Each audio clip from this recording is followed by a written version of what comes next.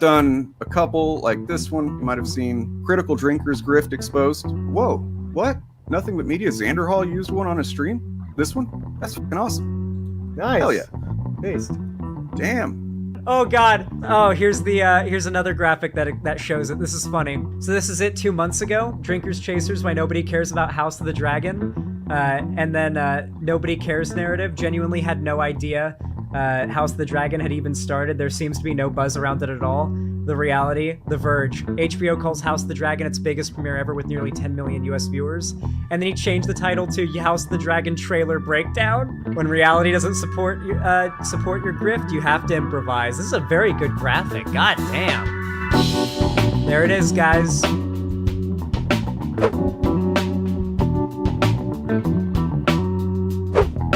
I don't know if you guys follow me on Twitter, but my been blowing up since I started posting these graphics, and I'm here for it. So, how the fandom menace manufactures content for clickbait. So it's House of Dragon versus Rings of Power. We talked about that a little bit. Mm-hmm.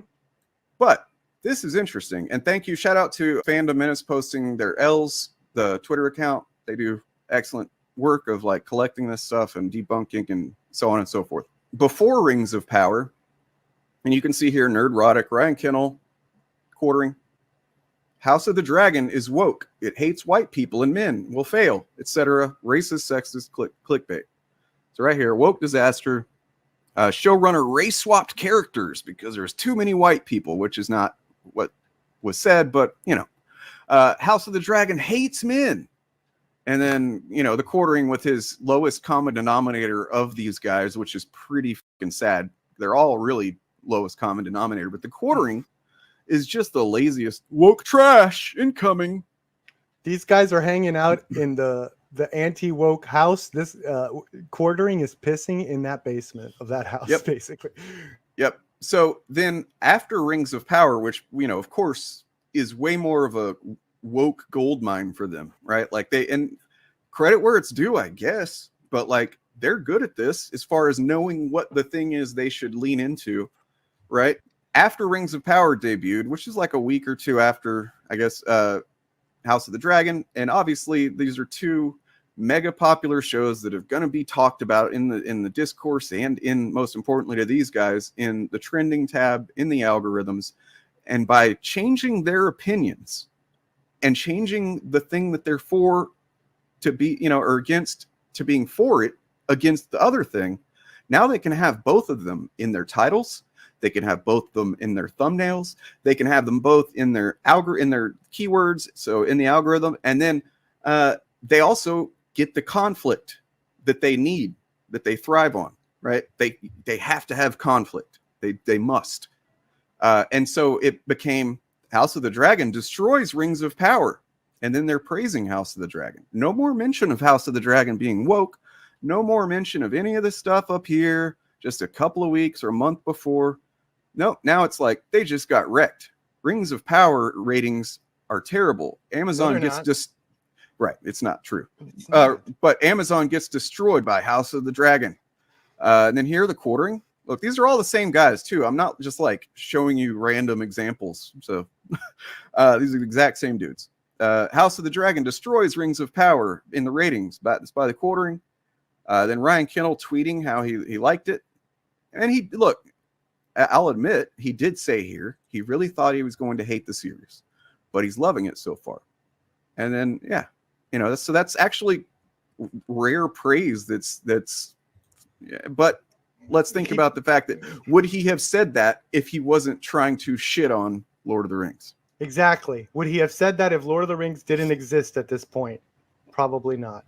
Yeah. Nerdrotic had responded, best episode so far. Here's a Geeks and Gamers title. Woke disaster for Amazon, destroyed by House of the Dragon. It's crazy, man. The main thing that I think is important is it's not like people aren't allowed to change their minds, right? Like if you think something's going to be bad and then it's not, and you're like, oh, shit, I was wrong. Like Ryan Kennel says there, but do you think that they go back and like, I don't know, hide those videos where they talked black people existing, you know, in House of the Dragon? No, they didn't. They don't change any of that. All that content is still fucking up in theory forever. It's still out there poisoning fucking people's brains with sexism and racism and every other ism, right? And it would be one thing if they were like, okay, you know what? I thought it was going to be woke and terrible, but it's not. Let me, I don't know, private those videos, unlist them, because that's the responsible thing to do. But I mean, they can't possibly do that because they're going to get ad revenue from those in perpetuity. You got any thoughts on that, Perp? No, you nailed it. I mean, it's all there in the graph. Like, you'd say it perfectly. You know, no wonder your Twitter's blowing up, dude. But this is going to be the project where I'll be working on these graphics. It's, over a period of time, and I'm going to try and collect them somewhere, website. I don't know. We'll figure it out. Still in early stages, but I've called it Wise AF. Our fandoms are preyed upon by YouTubers and other opportunists who spread misinformation and bigotry. They create hateful narratives and hostile fan spaces, particularly to people of color, LGBTQ+, disabled, and female fans, and for just anyone who wants to enjoy their fandoms. Anti-fans, as we call them, embolden malicious people who can actually harm unprepared fans.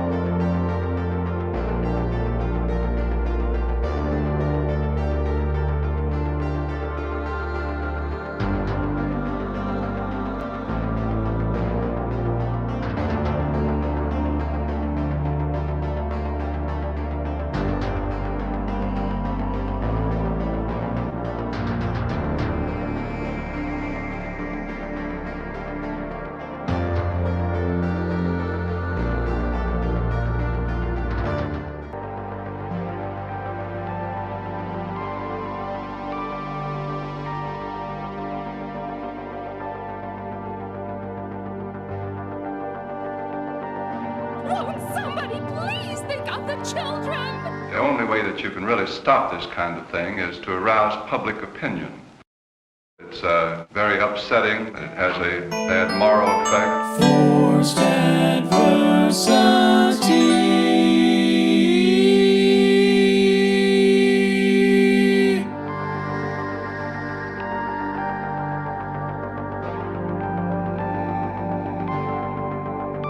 Ask yourself, what's more terrifying, fear or the frightened?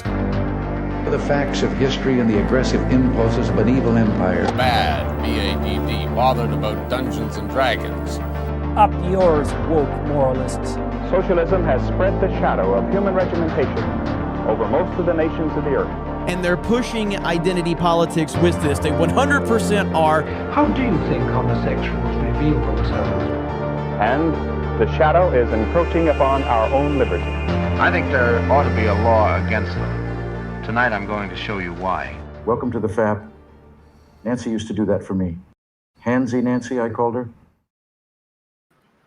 Hello and welcome to the FAP. Am I audible? I hope I'm audible. Hi everybody. Welcome. This is Force Diversity Podcast. We do this on Sundays. You know, if you haven't been here before, thanks for showing up.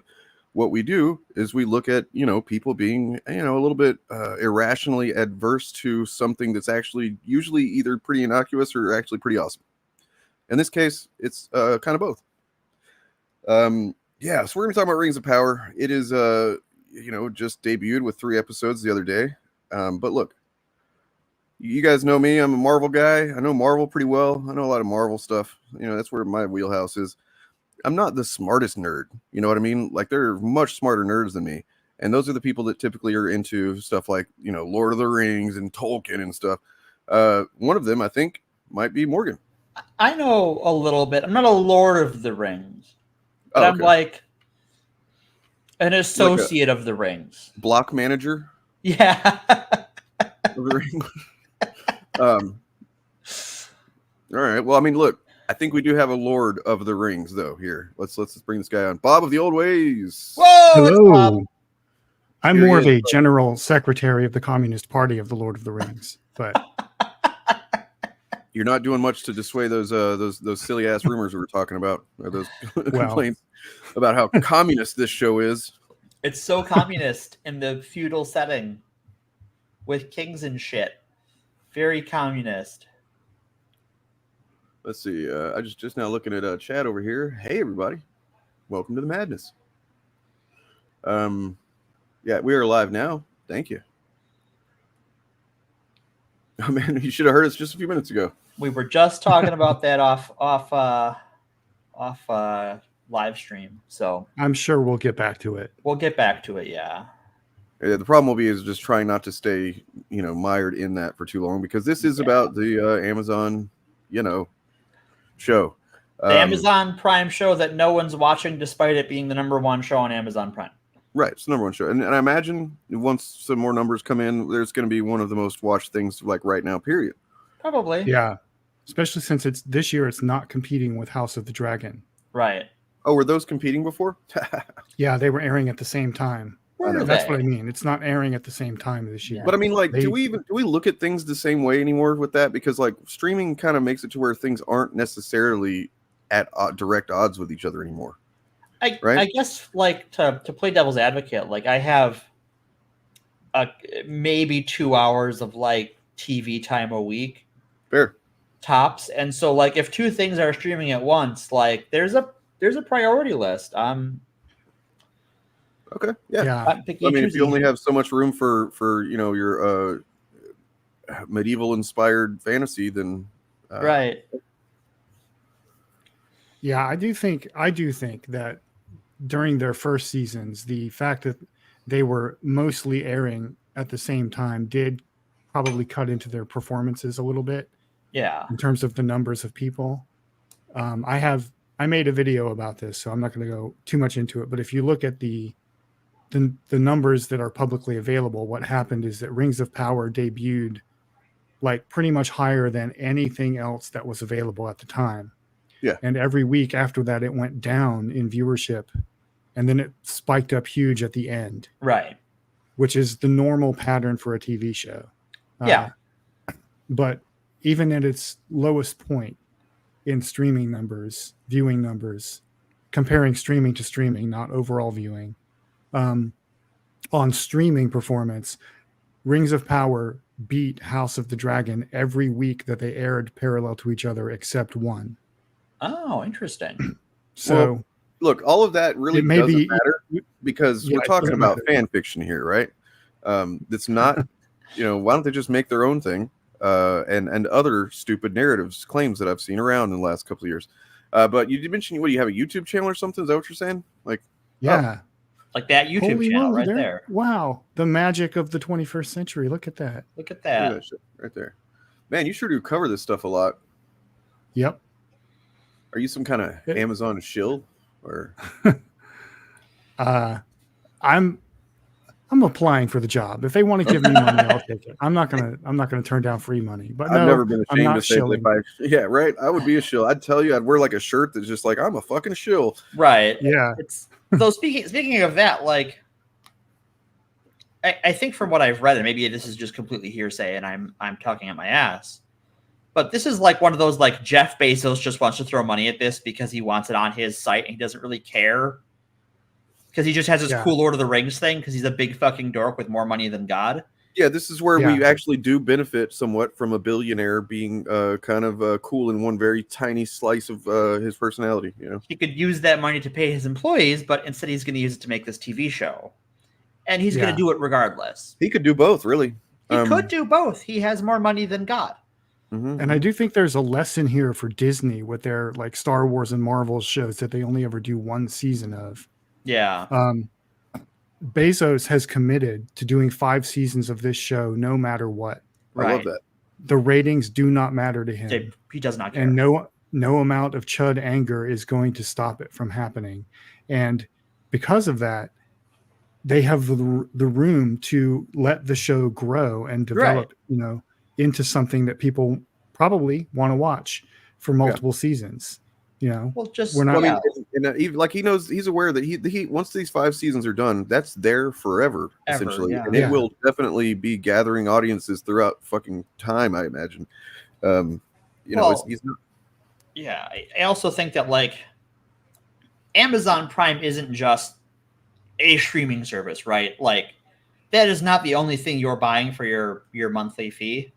So the cost of it is spread out over more things, right? Because if you're not watching Amazon Prime streaming, but you're ordering a bunch of shit on Amazon, they're still making money off you. Right.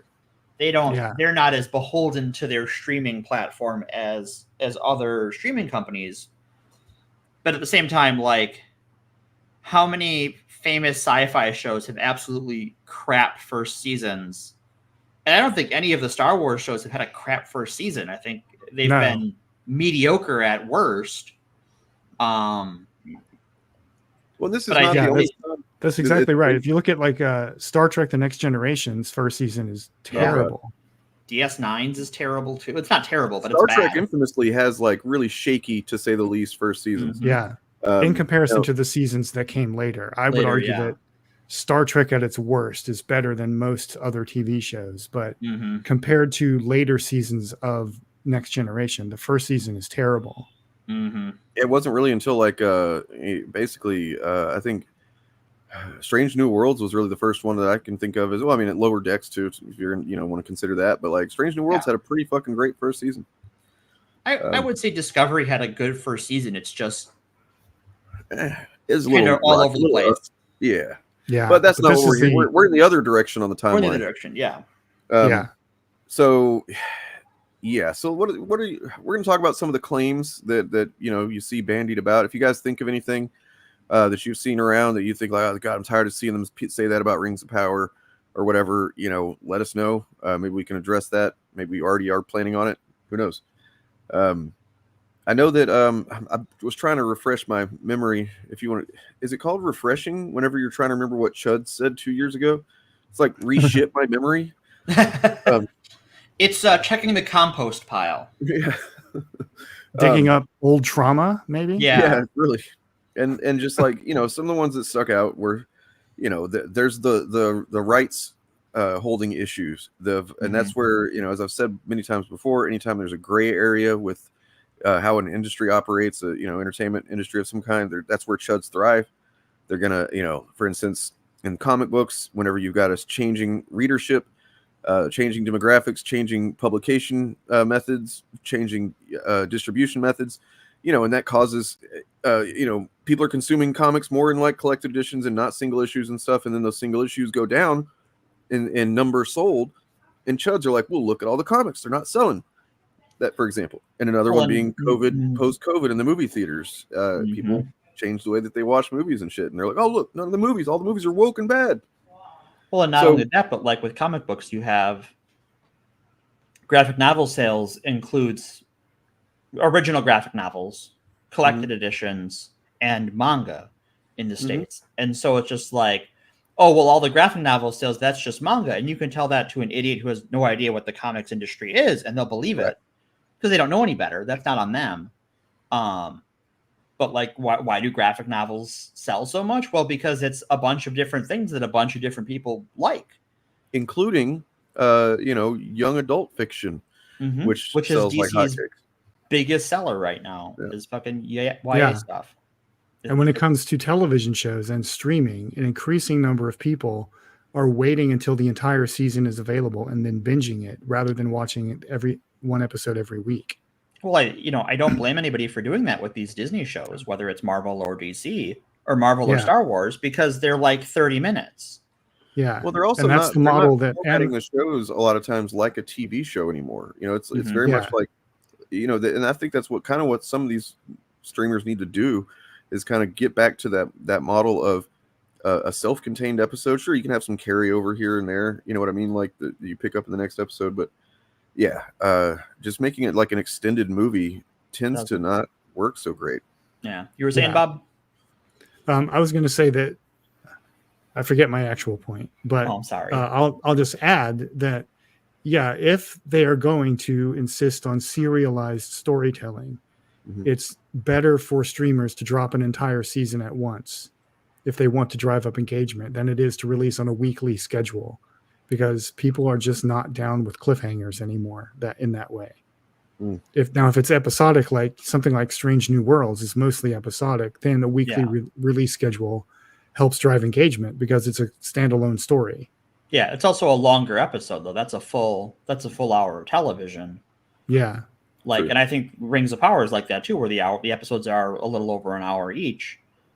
And like, if you're gonna do if you're gonna do a serialized story, you can still tell a full complete story in an hour of television, and you can't do that in 30 minutes. Yeah, and that brings me around to the point I was going to make actually, which is that I think Amazon, seemingly alone among the streamers at the moment, seems to understand that most people are going to be binging their shows, so they don't really care about the weekly numbers for a show like Rings of Power or Wheel of Time or any of the other shows like that the chuds like to focus on is the weekly performance numbers and go, oh, look, this show's a failure, nobody's watching. And then that's definitely part of it. But I think what Morgan said is also the other thing is like the Amazon's pretty, singular in the fact that they're going to make money through Amazon Prime in many other areas. And it's like the TV thing is just kind of like this extra, it's almost like, I would imagine that they kind of see the media aspect of Amazon Prime is just like an enticing thing to get people to, get Prime for all the other shit too. Yep. Right. Yeah. Well, it has been reported that Bezos does want Amazon to be like an actual movie and film and TV production studio at some point. I mean, out of all of them, I would have more faith. And I mean, not faith, it's not the right word, but I would think that they could pull it off more than some other ones. Like, I honestly, Netflix just disappoints me constantly and has for a long time. Yeah. I think they make crap. I think it's downstream and an accidental effect of the fact that Amazon has so much money that they're willing to just let shows work this way. I mean, another example of him knowing how. Sorry, I didn't mean to interrupt you, Bob. Okay. Go ahead, Bob. Or just like when the series or when a season finale drops for a show like Rings of Power, that's when they get most of their viewership. Yeah. and they're willing to wait that out and let it breathe. And it's not because they're more moral or whatever. It's an accidental. It's a side effect of how much money they have. Right. But another example of that is that they recognize that these things differently than like Netflix, for example, or whatever. I guess Sci-Fi Channel is what had The Expanse prior to Amazon. It canceled there, and then Bezos snatched it up because he was a big fan of the show, and one of those big fans of the show that didn't understand the show, but The Expanse. Yeah. How so? I don't think Jeff Bezos understood its critique of conglomerates. Sure, he did. I think he did. Think so? I mean, I don't. Whether he did or not, he's kept the same general production team, so they understood it, and it turned out pretty damn good. So that's good. They're just talking about all of the other conglomerates, not about Amazon. Right. Amazon is different, obviously. In that it's honestly the biggest problem I have with Amazon's application on my iPad is they have the worst. Amazon TV has the worst layout as far as finding anything on their app. It's pretty bad.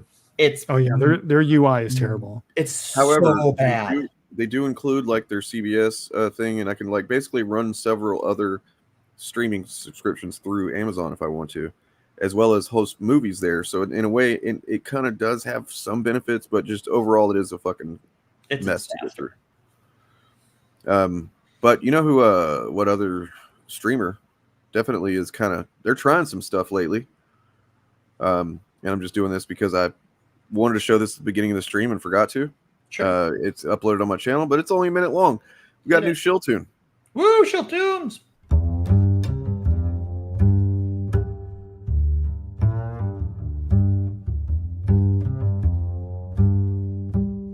Feige, Disney, whoever very easily could have told them they have to do certain things that are going to spin off into future projects or whatever. Yeah. And they didn't really do that. This movie was a love letter to the Fox universe. Actually, Dean in my comments brought up a very good point. They did miss a cameo with Foggy Nelson. He was right there, and they didn't do it. Yeah. That would have been confusing. Like, wow, you wouldn't just hire the same actor that's been in the movie since the first Iron Man film to play another character later on in the MCU, would you? No. All right, you assholes.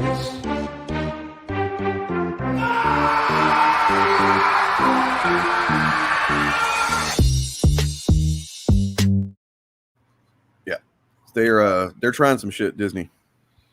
Now I get the Foggy Nelson joke. I didn't get it originally. I get it now. The visual aid helped, so thank you. Yeah, the visual aid is a big deal. Disney's plan is to fuck off and cancel everything before they fully see if it's going to be successful. So dumb. I mean, like, the way that they don't measure the success of these shows the same way that shows historically but traditionally were measured. Like, I remember hearing, and maybe I heard somewhere else that it wasn't exactly true. I don't know, but like I heard that at one point, Daredevil on Netflix was canceled or was not renewed. Yeah. Because because season 3 did not get enough, chatter online about it whenever it dropped. And it's like, of course, it's not new anymore. People are still watching it. People, right. But like, they're not going to be as excited to go and talk about it with, randos on the internet, like whenever a show first is coming out. I think what it comes down to is that the executives don't, and this is not just a Disney problem, is in the digital age, they don't understand what anything looks like. Yeah. So it's like, oh, well, no one's talking about it. It must not be popular. It must not be doing well. Well, that's not how that works. And it's like, oh, especially if like your feedback online is all negative, ignore it. Yeah. You have the numbers. What are you doing? Why are you paying attention to these people?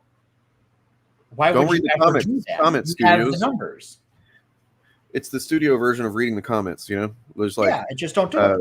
You got a haircut. and you post it online, and you start reading the comments, and people are saying that's a bad haircut, and you're like, oh no, and you start like reactively cutting more off and shit. No, don't do that. Don't. Yeah, it's not good. No, that you like, especially because I mean these actors, these directors, they know, especially with a franchise like Star Wars, they know what they're getting into. They know the mess that's going to be flung their way, especially if they're a woman or a person of color or they're queer. They're going to get shit on online. Okay, so what? Ignore that. Put it out. Put it out for 3 seasons. What are they going to do? Be mad every season? Okay. And here again is a place where Amazon seems to understand the landscape a little bit more, because what they did, or it's been reported, I can't verify this, but they apparently provided an on-set therapist to the cast and crew. Good. So if any of them were suffering harassment online that they needed to, vent about, they had an outlet. Good. That should be standard. Why is that not standard? I'm shocked it isn't standard, but I don't want to sing Amazon's praises too highly, but there are some lessons they have learned, and I think other streamers could learn the same lessons from them and be more successful. Especially like when you're talking about what's made Marvel and Star Wars successful in the past, and I think even Netflix to a degree is return customers, right? Mm-hmm. Yeah. And the part of the problem that with Netflix isn't doing well right now is because it's losing its return customers. No, there's nothing on Netflix. No one gets invested because everything gets canceled right away. So why would you care? Oh, a new season of I think the new season of Arcane is out or is coming out. I don't know. I'm not gonna. I have no idea. I'm not gonna I thought the first season was very good, but I didn't watch it till it was a year after the fact, just because I'm not gonna bother to subscribe for Netflix because it's gonna get canceled right away. I'll just wait till I'm at my mom's dog sitting and watch it while I'm there for a week, and I'll do the same thing there. It's there's no reason to invest in anything, and I think the Disney Star Wars shows are reaching that point for me where it's how am I supposed to get invested in anything when you're just going to cancel it? Well, let's get into some specifics of this here show. If you guys don't mind. Hit it. So I'm looking at right now. I haven't seen this before, actually. I just found it. It's a Hollywood Reporter article from a year ago, titled "The Rings of Power Showrunners Break Silence on Backlash, Sauron, and Season 2." And these guys apparently are they were first-time showrunners when they did Season 1. Oh, wow. And in this article, they comment on everything from patently evil online trolling and then massive industry expectations. So, a lot of stuff. So just reading real quick here. Amazon's billion-dollar high fantasy launched September 2nd. Rings of Power has been blessed with strong critical acclaim. That's 84% positive on Rotten Tomatoes at launch of Season 1. Dragged by online fan bashing, its audience score was 39%, which included an unknown degree of review bombing, which we know that they Amazon anyway, eventually just stopped letting people review the show. Yeah. Which is crazy. What you should do. Because you can tell, it's all algorithmic. You can tell when you're being review bombed. Yeah. Oh, absolutely. It's happening before the episode comes out or 6 seconds into the release. It's time. Okay, well, we're being review bombed. Or with the Acolyte recently, which was review bombed to oblivion before anyone ever saw anything. They review bombed the wrong thing trying to review bomb it. That's how much they wanted it to fail. The show's Nielsen viewership was formidable. Its first 2 episodes were seen by roughly 12.6 million U.S. viewers across the first 4 days. It's a massive hit. There's a pretty good article from the LA Times from about a year ago as well, titled the Rings of Power is a massive hit. Why doesn't it feel like one? And it goes into the numbers I took some of the numbers in one of my videos from that article. Nice. But yeah, it's huge. It is in terms of the number of people watching and returning to watch it, it is a gigantic show. Well, so but it's not driving the public. Sorry. Go ahead. Well, just the first thing these guys bring up as the thing that was hard for them to hear is also something that I think we probably all have seen said. that the cynical point of view that it's just a cash grab. Well, of course it's a cash grab. It's a television in show. the capitalism. Yeah. Yeah. Oh, wait, a TV show is a cash. It's not any more of a cash grab than any other TV show. Right. Yeah. I mean, obviously, you live in capitalism. Stop calling things a cash grab because everybody's doing that. Are you going to give away your services for free, motherfucker? Then shut up. So I guess in 2017 was when the Tolkien estate was going to entertain proposals for a Lord of the Rings show. Prime Video, along with every other entertainment company, looking for the next Game of Thrones. Bezos was a longtime Tolkien fan. Going after Lord of the Rings was a no-brainer, and an internal fellowship was assembled to figure out how to beat the other prospective bidders. So, yeah. Everybody generally is aware of the Lord of the Rings trilogy. And then, begrudgingly aware of the Hobbit trilogy, I'm sure. To varying degrees, yeah. But there's a lot of prestige and respect that goes along with that first trilogy, I feel like. It's just generally massively beloved, right? I mean, it's award-winning. It was a box office success, a critical success. Yeah, Return of the King won 11 Academy Awards, including Best Picture. But I mean, aside from all that, just for nerds, it's a nerd-pleasing movie, right? Like it was for me, as someone who read the books in high school. So coming after that's going to be, it's like Nirvana's follow-up album to Nevermind, Yeah. Well, maybe we should talk a little bit about how we got the Rings of Power in the first place. So you just touched on it in part of the article you were reading. Yeah. But I think just for background, a lot of people don't understand how this show came into existence. I certainly don't. And it started basically because Christopher Tolkien, the son of J.R.R. Tolkien, hates Peter Jackson's movies, or hated them. He's dead now, but he hated them with the fiery passion of 1,000 burning suns. And the Peter Jackson movies were made without the involvement of the Tolkien estate in any way, because the film rights to the story had been sold back in the 50s. And there was a script written by a guy named Zimmerman that J.R.R. Tolkien eviscerated, and one of his letters is all about that.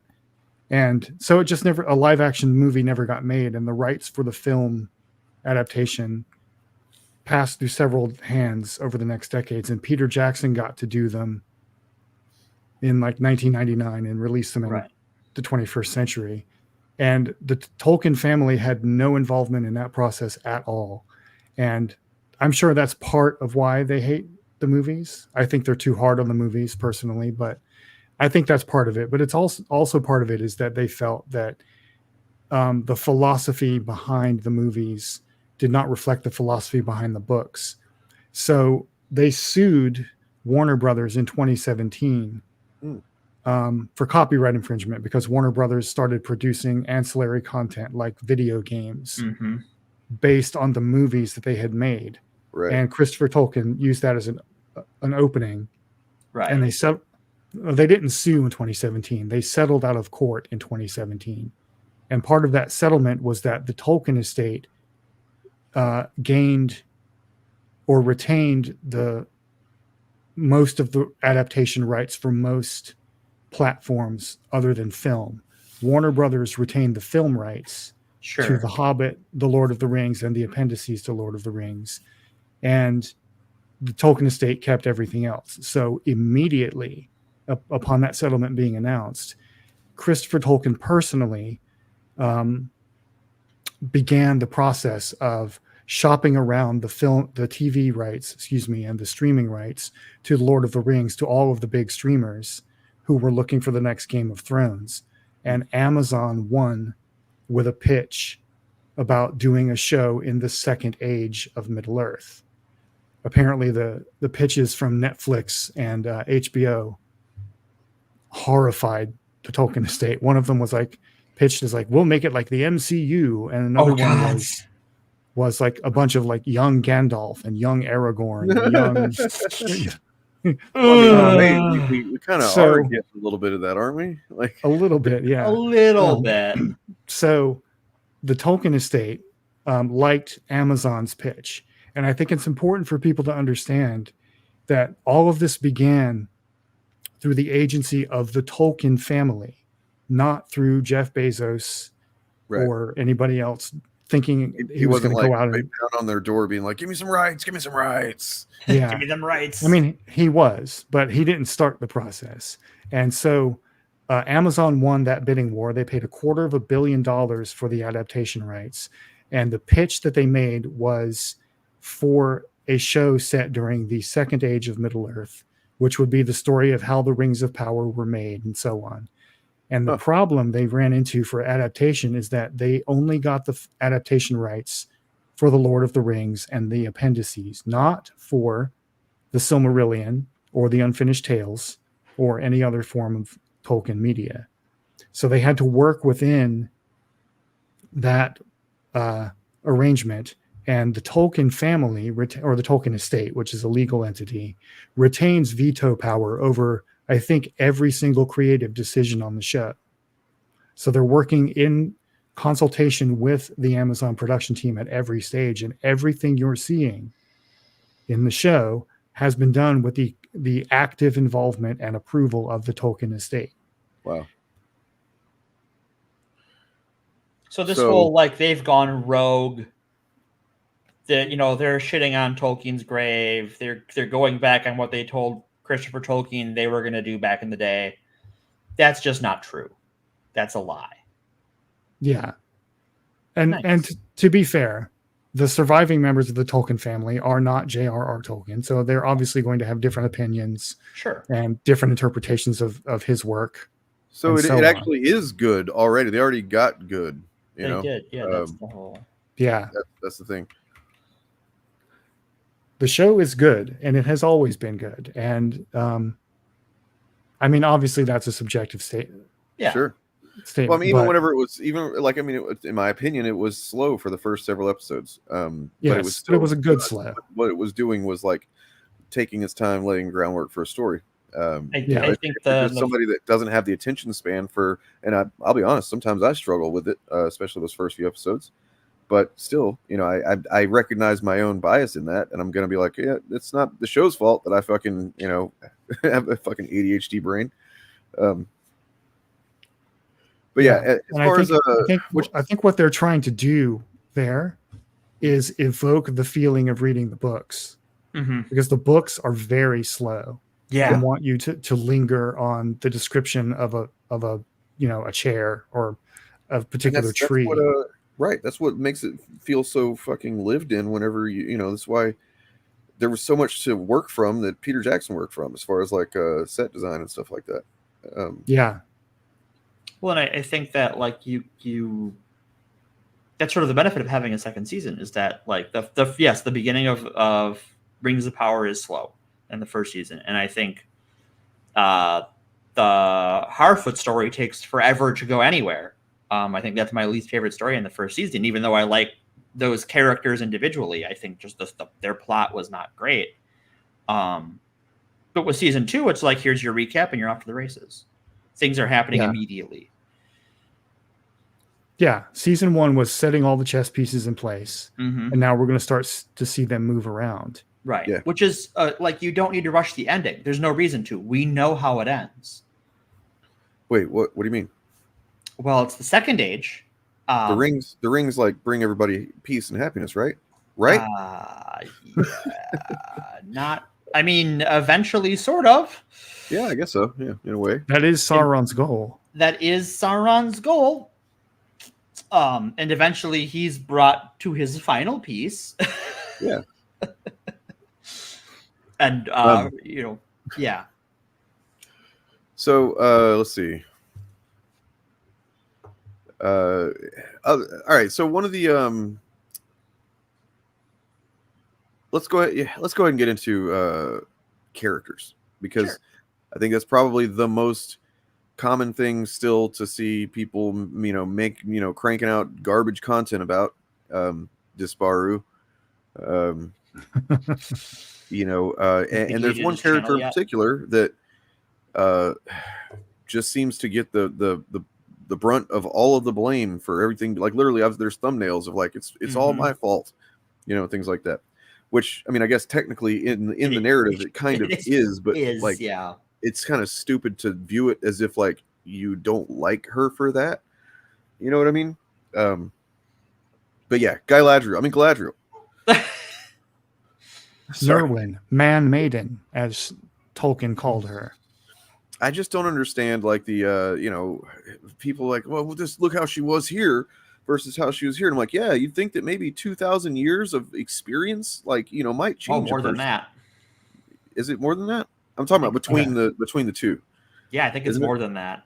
Oh, several thousand years in the Third Age when the Lord of the Rings trilogy happens, and we're in the lore. Excuse me, in the lore, Galadriel is literally older than the sun. She is one of the oldest and most powerful elves in Middle Earth by the Third Age. The world in Tolkien's lore during the First Age, the world was flat, and there was no like standard, like there were no orbits or anything like that, and the light so it's flat earther, flat Middle Earther, was cast by the two trees, and so she was born before the world became round and before the sun and the moon existed in the books anyway. In the books, yeah, because I obviously things are happening differently in the show, but like there's still a Numenor, so I don't think the Earth is flat yet. I don't think the Earth is round yet. I think it's still flat because there's still a Numenor. Well, Numenor was in the Second Age after the world was round. Was it? I thought that was the Second Age where they blew up the world Numenor. The world became round at the end of the War of Wrath in the First Age. Oh, okay. And that's where Numenor comes from, because the men, the race of men, not the male members of the human species, fought against Morgoth, and as a reward for that, the elves granted them the island of Numenor. Right. Okay. Yeah, my girlfriend had asked, what is Sauron last night we were watching, like, what is he? And I was like, I kind of vaguely know, but I looked it up, and you know, essentially he's like Satan's right-hand man who kind of takes his shot whenever Satan's gone, right? Yeah, he's essentially a fallen angel. Yeah. I was pretty surprised to realize, and I'd read it before. I just kind of like, it's not the important part of the narrative to me, the ancient lore. Oh yeah. So like, yeah, when I was reading it again last night, I was like, oh wow, it really is just a lot like you know, some biblical shit, huh? Oh yeah, it's very biblical. All of the Silmarillion is just biblical shit, but cooler somehow. Yeah. Well, so let's get into this. Actually, will be maybe a good jumping off point. This little post I found. So by Zilinsky, what this show establishes in its utter fucking incompetence and in defiance of the most basic of Tolkien's lore is that Sauron of the Third Age is entirely creation of a deceitful, manipulative Galadriel, whose cruelty and rejection drive a repentant being back to wow. I can't even fucking. Is that how do you? Okay, in summary, Sauron is a penitent nobody and happy to remain so as long as he has a forge to work in and some metal to bang on, until a shrill, pushy Karen of an elf drags him back to power, even though he begs her not to, then crushes him when he asks her out. Is that an accurate? So I guess that is true if you're the kind of idiot who takes Sauron at their word. Right. Also, it is somewhat. It is the devil. Yeah, it is also somewhat, in broad strokes, lore accurate. It is part of the lore that for a period of time after the War of Wrath, after the fall of Morgoth, Sauron did feel repentant and did seek forgiveness, but he was not willing to return to the gods and be humbled. He was not willing to humble himself. So he ended up breaking bad again. Right. And I think that is kind of the idea that the show was working with. Also, my hot take the whole time has been in season 1 of Rings of Power, at least at the beginning, you are not supposed to like Galadriel. No.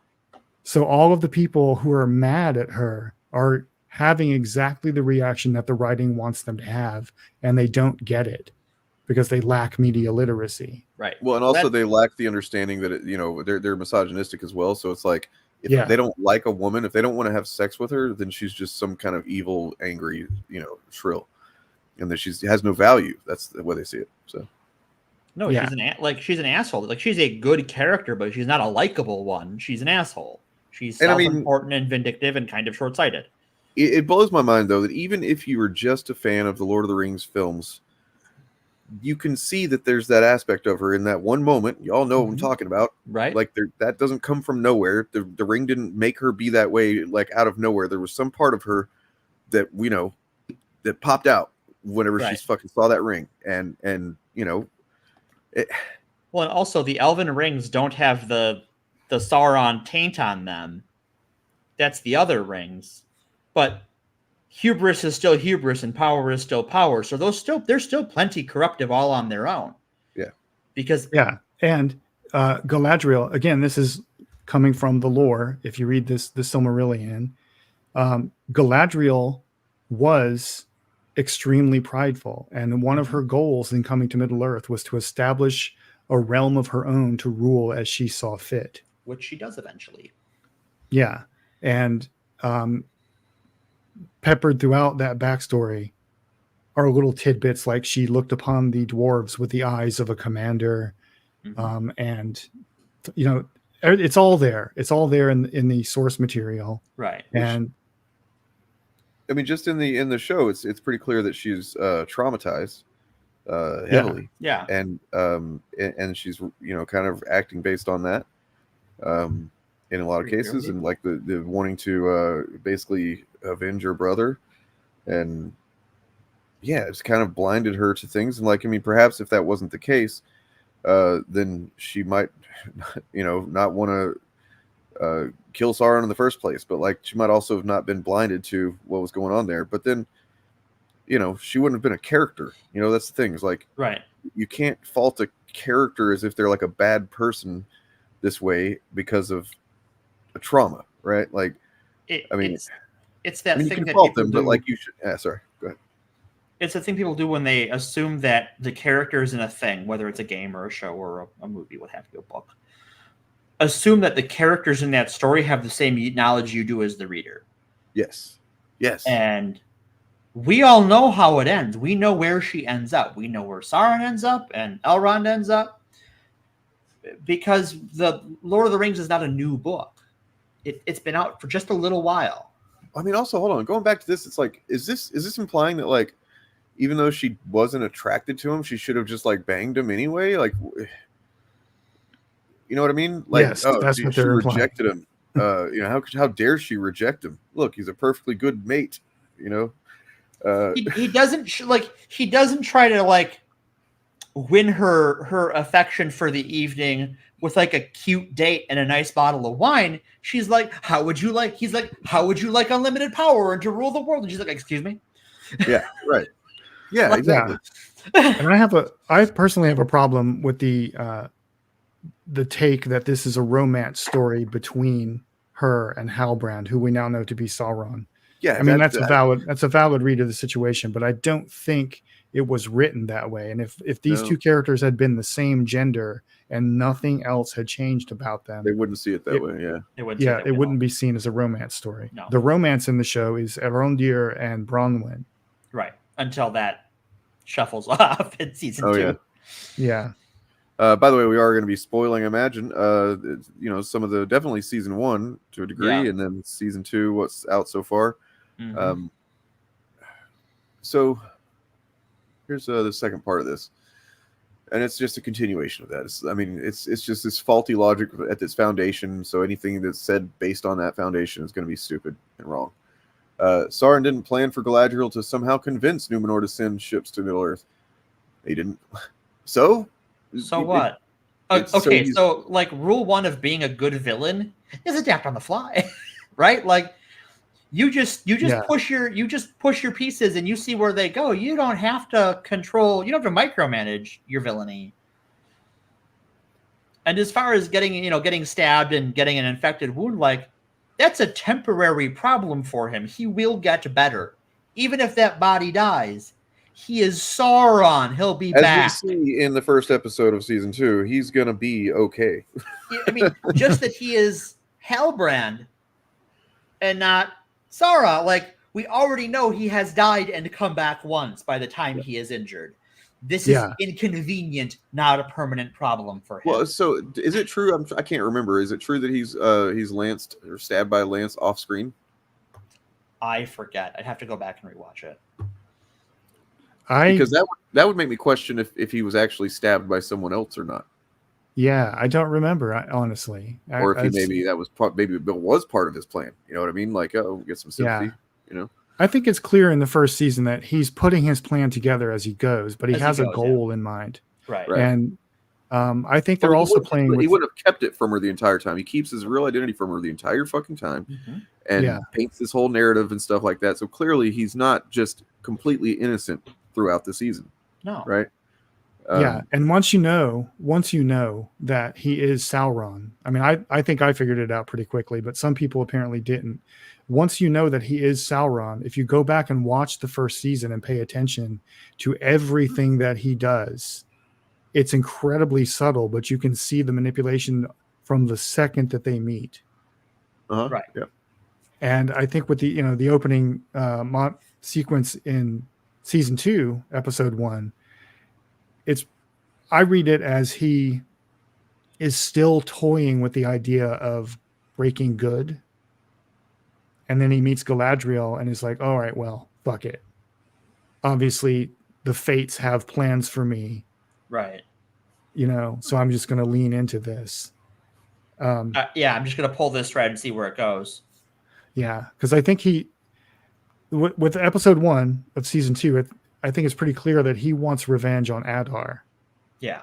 That's his short-term goal. Yeah. And he also wants to rule the world, Right. He feels that the reason Morgoth failed is because Morgoth didn't establish order in Middle Earth. So that's what he wants to do. And I think the entire first season is playing with the tension found, again, in Tolkien's lore, that there was a period of time in the Second Age when Sauron contemplated redeeming himself. And that his whole story arc in season 1 is that tension being explored. Yeah, Tolkien did not believe in like 100% pure evil creature or entity. That's not his important thing. Because he's Catholic. It's a choice. Evil's a choice. Yeah. Yeah, it's in the very first line of the very first episode of season 1. Nothing is evil in the beginning. Mm-hmm. And that's a line taken from the books at the Council of Elrond, and it's part of a sentence. The actual sentence is, nothing is evil in the beginning, not even Sauron was so. And that's the theme of the show, at least of the first season, right there. Well, so that actually gets to another thing that I've seen about this is, and it's a complaint I've seen, regularly these days, because there has been in a lot of different fantasy fiction media, there's been more of a effort to show the villain as like a human, so to speak, and like not 100% evil, and they might even actually have some good points, kind of thing. That's been more and more common in the last decade or two, and so I've seen people complaining about that, like, we got to give evil Sauron he's got to be he was a nice guy at one point or something like that, and it's like, well, I mean, like a nice guy TM kind of way, where he's a shady shitwit who just thinks that he can push the nice button and get what he wants. And when that doesn't work, the first thing he does is go back to being a fucker. It's just like in South Park, where they're like, Cartman, that you're not being nice. You're just wearing a nice sweater. Right. Exactly. And really, he is, right? He's wearing a nice body. There's not a nice guy in there. That's Sauron, but he's pretty. Yeah. And I think it's really interesting that the Rings of Power, at least so far, is not pathologizing evil the way that a show like, say, House of the Dragon does. And it's weird to me that so many of the chuds are having the reaction that this show, Rings of Power, is shilling some kind of moral ambiguity or moral degeneracy or whatever, when the show that they hype is the one where everybody is morally gray and everybody's evil is rooted in some kind of trauma. Whereas sort of trauma or mental illness. in this show, Sauron is just evil. He's just he makes a they choice. They explore his motives, but he chooses to break bad, and it's not destiny, it's not trauma, it's just he wants power. And yeah. And then I think they've got their moral compass screwed up, those chuds. Yeah. Just a little bit. Well, I have some images that I just remembered I downloaded, way back when in the 2 years ago during season 1. Sure. Because one of the other things that I see a lot is, they balk at the idea that they're racist, or that this is racist reasonings for not liking things, right? Okay, fair enough. I mean, if you got something else besides what seems to be racism, explain it, right? Sure. What is your thing? And I'm not going to sit here and say that every single person that doesn't like the show is racist. I don't believe that's the case. But just like, what about this stuff? What does this mean? 1 second. Sure. Oh my God. Jesus Christ. Do you think that's... I have not seen that before. Maybe racism. I don't know. I'm not sure. Maybe just a smidgen. For the record, this is definitely racism. Next slide, please. Yeah, next slide, please. Yeah. Okay, well, okay. Here's just this.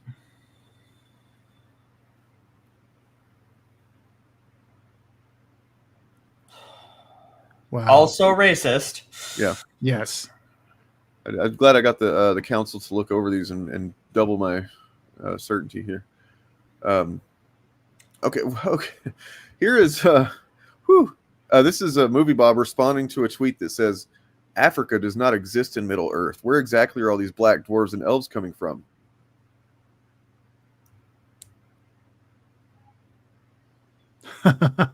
At which he dropped the knowledge.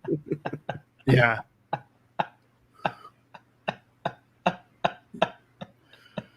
I mean, it's pretty epic right there. Yeah. This is how you can tell they haven't read Tolkien. Not even a little.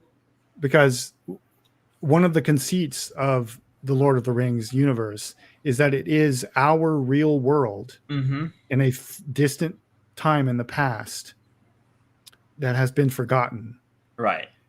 So the distribution of ethnicities in Tolkien's constructed reality is more or less the same as ours, in meaning that the farther east and the farther south you get from the Shire, which stands in for England, generally speaking, the darker skinned the people get. And it's just so frustrating to watch people talk about it, this like he wrote some kind of white power screed or white utopia or something, when even his own descriptions of characters like Samwise Gamgee is described as browner than other hobbits, right? Because he's of or they don't say he's of Harfoot descent, but Tolkien said that the Harfoots, which are one of the 3 clans of hobbits, are darker complected than the other hobbits. So a lot of scholars and fans think Samwise was of Harfoot descent. Makes sense. And this stuff's all over Lord of the Rings if you read it. Mm-hmm. Yeah. Actually, I think one thing that I like that they've done with the show is that the Númenóreans are Mediterranean looking. Like, I think that's perfect. I love the look of Númenor, how it's kind of like Neo-Byzantine and kind of suggestive of Alexandria and ancient Greece and Rome. I love the look of that in the show. Mm-hmm. It's great. Because Númenor is basically Tolkien's Atlantis. Right. And it hits all of those notes, and like, especially because we know how it ends. We know there's this sort of Atlantis or Byzantine quality to it, where like it's on borrowed time. All of this is going to go away. Yeah.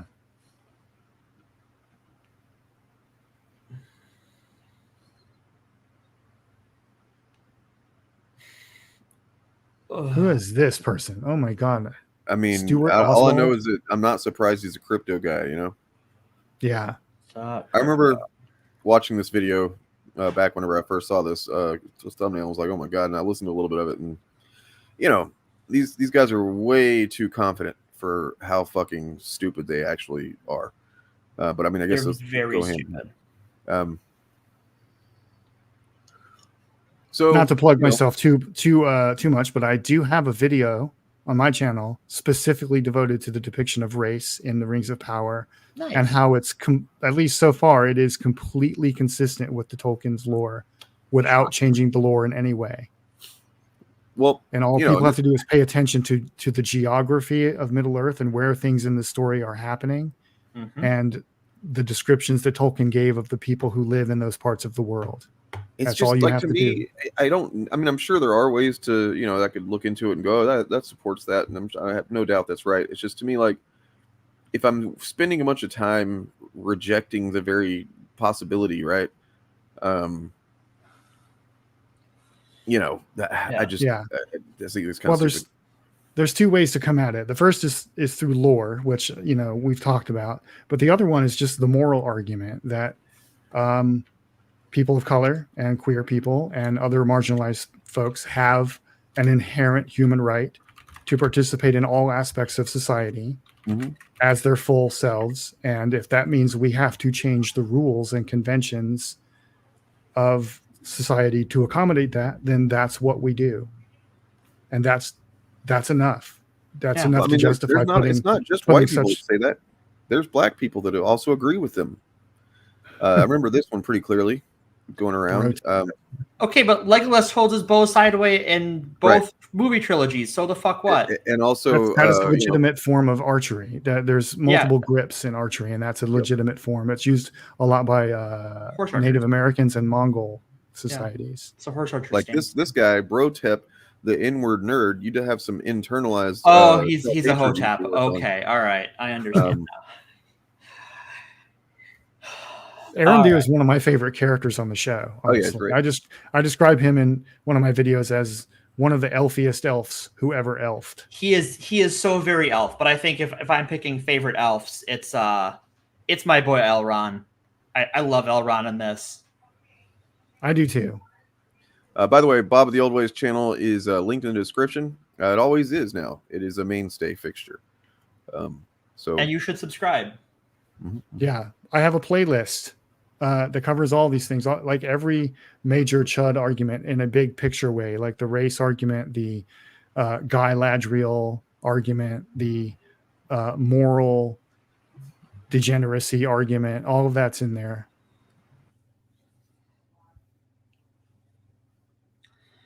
Does that mean I'm red on Shinigami eyes? I don't think so.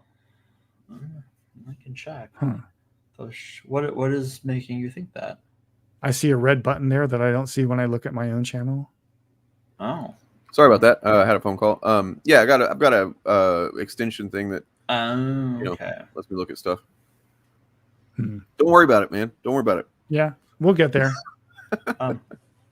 Speaking of which, if you have Shinigami eyes, you can mark it as friendly, and it will help. It will mark it friendly for you, and it will help that it gets marked friendly for everyone. So also be sure to mark these two channels as friendly. M Nemesis, fuck that, man. Like, I mean, I welcome you.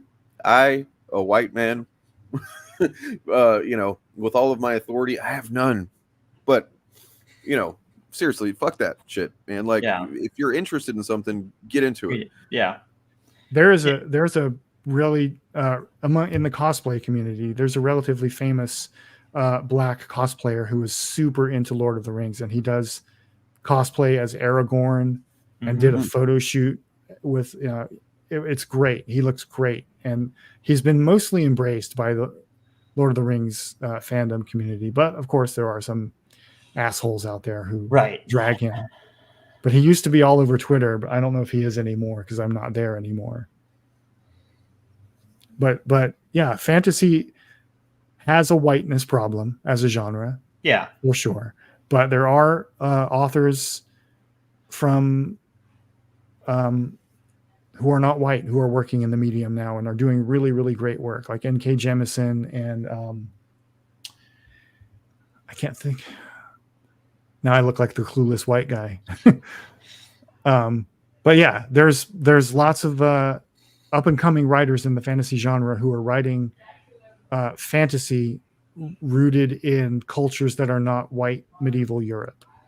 And if you're into tabletop role-playing games, there's a lot of role-playing, either third-party products for existing systems or different systems that aren't D&D that are writing role-playing settings that don't treat non-European settings as some foreign exotic thing.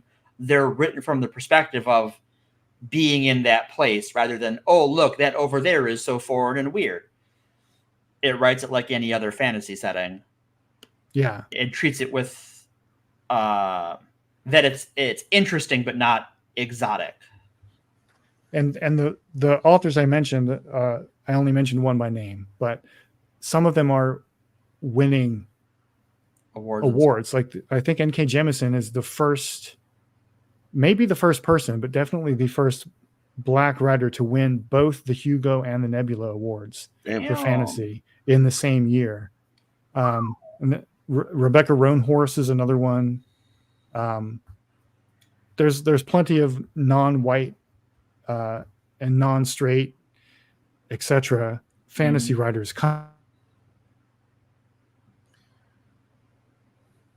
Well, the best I've read, because I'm sick of reading about medieval Europe inspired too. It's just boring now.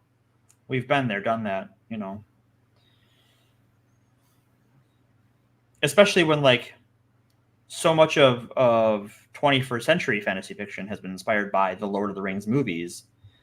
And those are certainly more dumbed down than Tolkien's actual works, that like you get some weirdness where it's like, that's like, I see that you're trying to draw from Lord of the Rings, but that's not in Lord of the Rings. You just added that because you felt like it. Yeah, for decades after Lord of the Rings got popular, almost every fantasy novel or series of novels was written as a reaction to that, either to emulate it, like Wheel of Time, or Wheel of Time is Public Enemy. I mean, I like Wheel of Time, but I do too. Or as a commentary on it, like Michael Moorcock's Elric of Melniboné series. You know, but the fantasy landscape has been dominated by Lord of the Rings for almost 100 years. Yep. And we're just now starting to come out from under it, I think. Game of Thrones, A Song of Ice and Fire, is also the basis of Game of Thrones, is also written in dialogue with Lord of the Rings. So it's gigantic. So one of the things that gets said about this show and many others these days is that the cries of racism that they throw out at fans and stuff, which around here we don't typically call them fans; they're more anti-fans. They're anti-fans, but still, that's just done as a way to deflect from valid criticism. That they're really just criticizing the show or movie or whatever, and that they're just they do this about Star Trek and stuff. Why are there, if they don't want to be called racist, why are all their criticisms about how there's all these people of color? Right. Could they find a because better... it's the way that it's done, Morgan. The way that it's done. Bad writing, What way? What is bad about the writing? I gotta go. See you later. That's I don't know. They really don't get. They'll just vaguely, I can't wait for you guys to hear the review of Deadpool and Wolverine from Mahler that the Showcast covered. I'm editing it down. I'm hoping to have it out tomorrow now. But seriously, it's only a 15-minute video that he put out. Ours is actually going to be closer to an hour, so it's kind of a reversal in roles there. You've played the Uno reverse card, I see. Yep. But seriously, they don't say a single goddamn thing that is like something that could. It's all just this vague appeals to emotion and it's like, okay, fine, you don't like the movie, that's fine, dude, but like they're acting like they're literally saying that it ruins Logan and it just doesn't, you know what I mean? And I don't know, these types of bad writing complaints typically are just, I hate to say it, if they're not a dog whistle, they're a way for someone to hide them from themselves that they are being prejudiced, right? Yeah. Like if somebody wants to claim, if somebody's going to say something is bad writing, I need them to demonstrate that they understand how writing works. Yeah. With specifics, like for example, I'll give you an example. I would just say, how well does the script integrate the revelation of character backstory with current plot points so that they reinforce one another? Well, so what for I was example, into was that the showrunners here in this article talk about some of the criticism that they got from season 1 that they are applying. Oh, like okay. So they said some people had nice things to say about the pilot and second episode, or they didn't have nice things to say, but I hope they stay for more episodes. Anyway, so criticism they can handle, and they've heard it all. Everything fans have debated, they say they likewise argued among the creative team. They readily admit, for instance, that some of the first season's episodes lack the urgency fans expect from Tolkien adaptations. One of the biggest... yeah, right. Like, the urgency in Tolkien is called the third act. Right. And it will not start until then. That's an interesting criticism, because that urgency that fans expect in Tolkien is a legacy of the movies. Not the books. Mm-hmm. Right. Well, I mean, but that's you know what, I will argue in favor of adaptations, you know, becoming the more popular. You know, may not like it as a lore purist or someone who got into the source material first, but you kind of have to accept that that's part of it. I've learned that as a comic book fan for sure. Sure, I adore those movies. I like those movies. I think my issue with that statement is they don't expect it from Tolkien, they expect it from Peter Jackson. Yeah. Okay. So one of the, this is actually a pretty good one. One of the big things we learned was even when it's a small scene, it always has to tie back into the larger stakes. And I feel like I can kind of think of a couple of scenes, you know, it's been a couple of years now, but yeah, a couple of scenes in that season 1 where it was like, it didn't feel like it deflated the stakes of everything that was going on a little bit because it wasn't really focused on that kind of thing. You know what I mean? Yeah.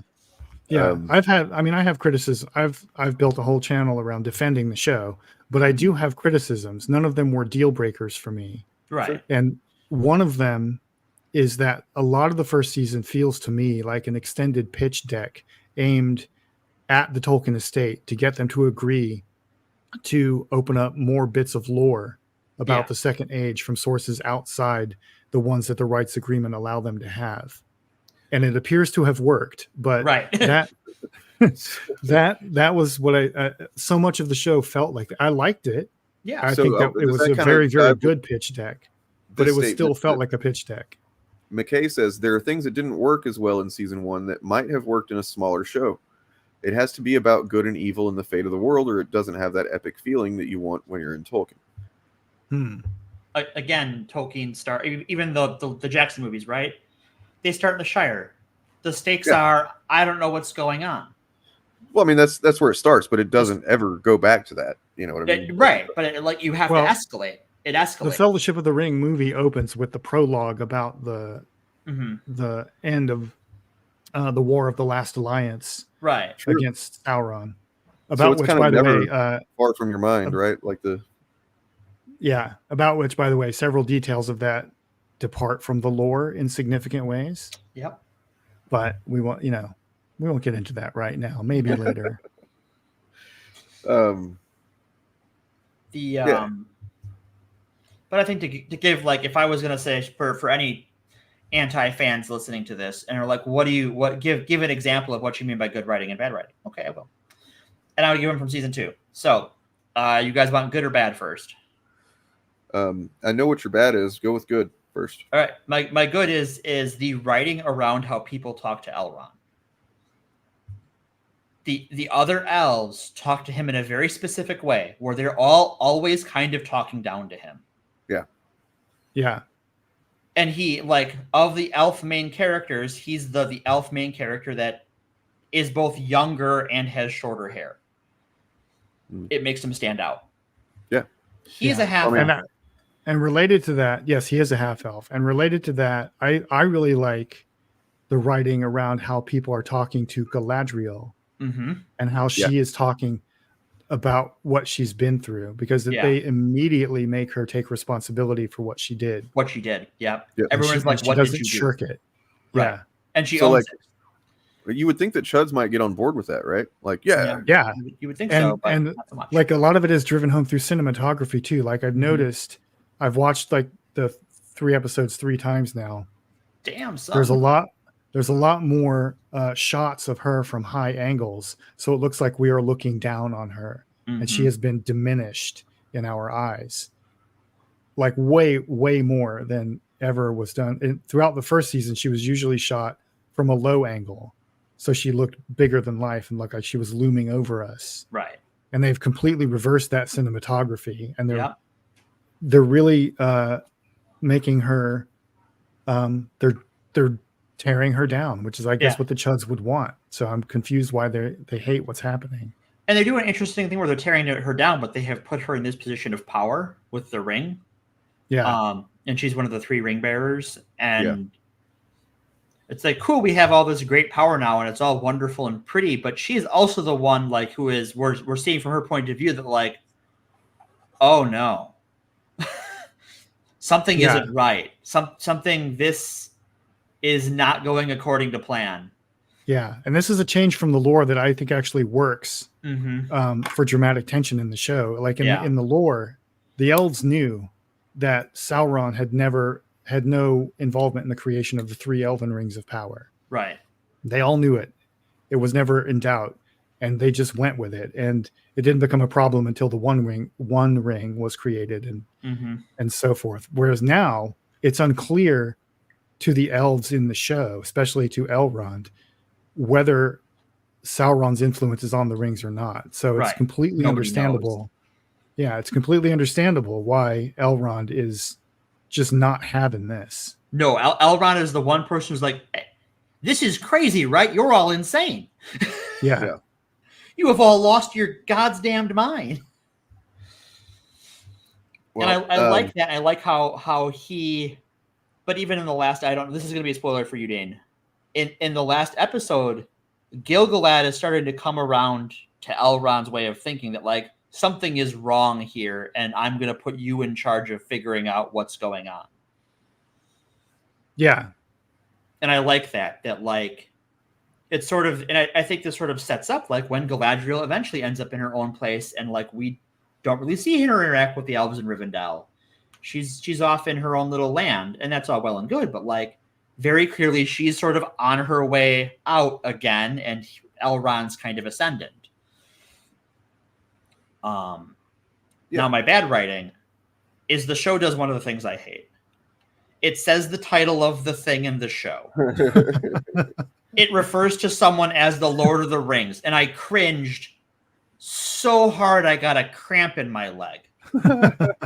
I'm just like, well, it does that. It does that, and then somebody says the rings of power too. Yeah, I'm just like, please. Well, that's what they were. They were called the Rings of Power, right? I know, just in universe. It's funny to hear him say, but after hearing him say Lord of the Rings, and it's like, especially the context of when he's saying it, which is that he's literally presenting himself like an angel from fucking heaven, right? And he's, it's just a lot of emphasis placed on that moment. Yeah. I had 2 reactions to that. I had Morgan's reaction, but at the same time, I had the reaction like, yeah, that fits. It does. It's narratively justified cringe because that's a good way of putting it. Because Anatar calling Celebrimbor the Lord of the Rings, telling him that he will be the Lord of the Rings, drives right to the heart of what Celebrimbor wants more than anything. So it wasn't random cringe that was just put there because the writers are incompetent. They knew what they were doing. Yeah. And the Jesus imagery was chef's kiss, in my opinion, because that's like chuds all over the internet throwing around the quote from they spent like the first season throwing around the quote from Tolkien how Lord of the Rings is fundamentally a Catholic work. Sure. And then in season 2, they're like, hold my beer, bro. The show's like, oh yeah, chuds, take this. Take this. I mean, the bit of writing I'm not happy with this season, and this again will be a spoiler is the fridging of Bronwyn. Yep. Yeah. In episode 3. That is great. complete. I'm so tired of that trope being used to motivate male characters. Is that the only reason? Which there wasn't anything like she didn't leave the show or something? Like, She did. The actress left the show, but they could have recast her. There's no narrative reason they had to kill the character off. Yeah. Like Adar was recast. Let alone kill her off screen. Yeah.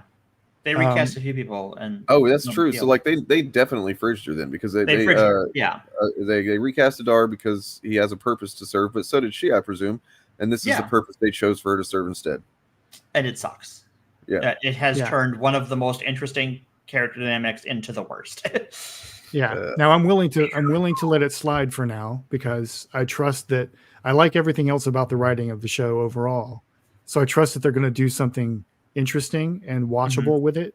But the fact that they did that at all really does not sit well with me, because I personally feel that in a show like this, a long form epic TV show, there needs to be at least one romance storyline. Yeah. Because you want to bring in as many people as possible. And I thought they had a good foundation for a romance story. They had a really good chemistry for especially from this two worlds thing where they it took them a long time to bridge that gap in very specific ways. And there were some cultural differences, and they could have done a lot of callbacks to Beren and Luthien from the Silmarillion, or the story of Arwen and Aragorn. They could have done a lot of callbacks and Easter eggs with that would have engaged a lot of fans. So I don't understand. I would not have killed that character off. I don't get why they did that. If the actress wasn't happy and had to move on, that's fine. Yeah, it was the same way with the actor for Adar. But this, I don't get why they did this. And so when that moment happened, I was actually mad at the show. It also undoes the character development of her brother. Just completely undoes it. You mean her son? That's her son? I thought it was her brother. That's her son. Theo? That's her son. Theo says, oh, wow, I thought that was her younger brother. Yeah, that's her son. No, that's her son. Okay. I sit corrected. It's been a long time since I watched season 1, and she's dead now. So it doesn't really it doesn't really fill you back in their relationship all that well. So it's oh, okay, yeah. Yeah, and they had set her up for some interesting stuff, because she was became the reluctant leader. Yeah. They could have had a whole resistance storyline against Adar and the orcs. Yeah. With her as in charge, but I don't understand why they made the choice they did, but perhaps future episodes will enlighten us over that. I'm guessing now Isildur is going to fill that role. It looks that way, yeah. It looks like he is going to both lead the men who have not sided with Adar, and also convince some of them to go back on their oaths to Adar. Yeah, that was going to be part of Isildur's role eventually, anyways, until a very mistaken jewelry showing he puts on. I do want to. Speaking of Isildur, I do want to put a pin in this, because I think it's very important for the development of the legacy of the Lord of the Rings and Tolkien going forward. The show has confirmed that Isildur and all of his heirs are horse girls. Yes, they are. They are all horse girls, every single one of them. And Beric, his dad is a horse girl too. Yes, his dad is a horse girl, and Beric is the new hero of the show.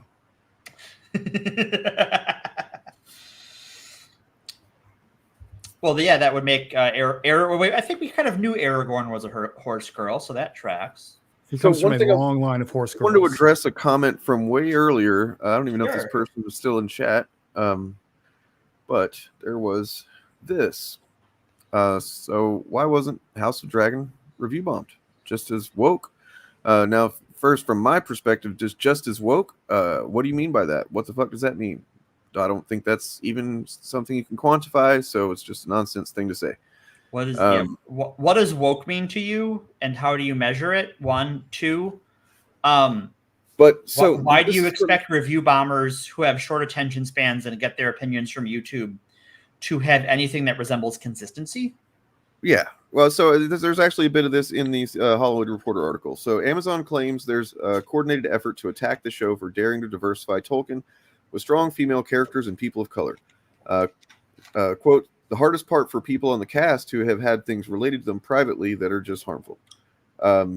It's an explanation that satisfied the media, but inflamed some fans who feel the company is dismissive of any criticism and arguably risked escalating what might have been a short-term dust-up into ongoing fandom trench warfare. As one wrote, I'm tired of the constant media harangues from Amazon that if you don't love the show, you're racist, which nobody ever has ever said. Do we have a quote on that? Can I see a quote from Amazon on that? Who working on the show or working at Amazon said that? Yeah, nobody's ever said those words in that order except for Chuds. Yeah, I don't believe anyone working on the show has said that publicly. I mean, they may have said it privately, and good. So many point to HBO's House of the Dragon faced similar trolling for its diversity moves, yet its audience scores weren't impacted. But it's also possible Ring's percentage of agenda-based reviews might be much higher than for Dragon. Tolkien's world has a long, unfortunate history of attracting fascist-adjacent admirers, something that surely would have repulsed the fantasy world's anti-totalitarian author, whose Rings trilogy was inspired by the horrors of World War I. Italy's newly elected far-right nationalist leader, Giorgia Meloni, for example, has been an outspoken Tolkien fan unhelpfully. So yeah, that's just a thing that is very unfortunate. I don't know. Do you know anything about that, Bob? About why fucking fascists and racists seem to want to latch onto that? Is just because they feel like that's their fantasy history kind of thing? Yeah, I think it is. It goes back, I think, to the fact that Tolkien himself was, in many ways, a conservative Catholic. Yeah. Not a conservative in the modern American sense, because he had some political views that would be considered very left-wing or progressive in the current climate, like his views around the environment and about British colonialism and so forth. But he was a theologically conservative Catholic and infused that into his work. And for a while, nobody really cared. And Lord of the Rings was actually quite popular with hippies in the 60s, which, I mean, considering how many of them are they were all boomers and how boomers turned out. Yeah. That may not necessarily be an endorsement. But I started noticing this as a kid in the 80s, that Tolkien fandom essentially got colonized by white evangelical conservative Christians in America, and they think it's theirs. Same way with Narnia. And they did it because of superficial similarities about, well, Tolkien was a deeply religious person, so this belongs to conservative religious people. And then there's the whole the whole iconography of Anglo-Saxons and Norse mythology and Celtic mythology that he baked into his work as well. That kind of attracts a lot of back to the land fascist types often. I just want to say, I don't know, you must be new to this channel, because for you to sit here and suggest that these people don't exist is absolutely fucking gutter-brained, and you don't know what you're talking about.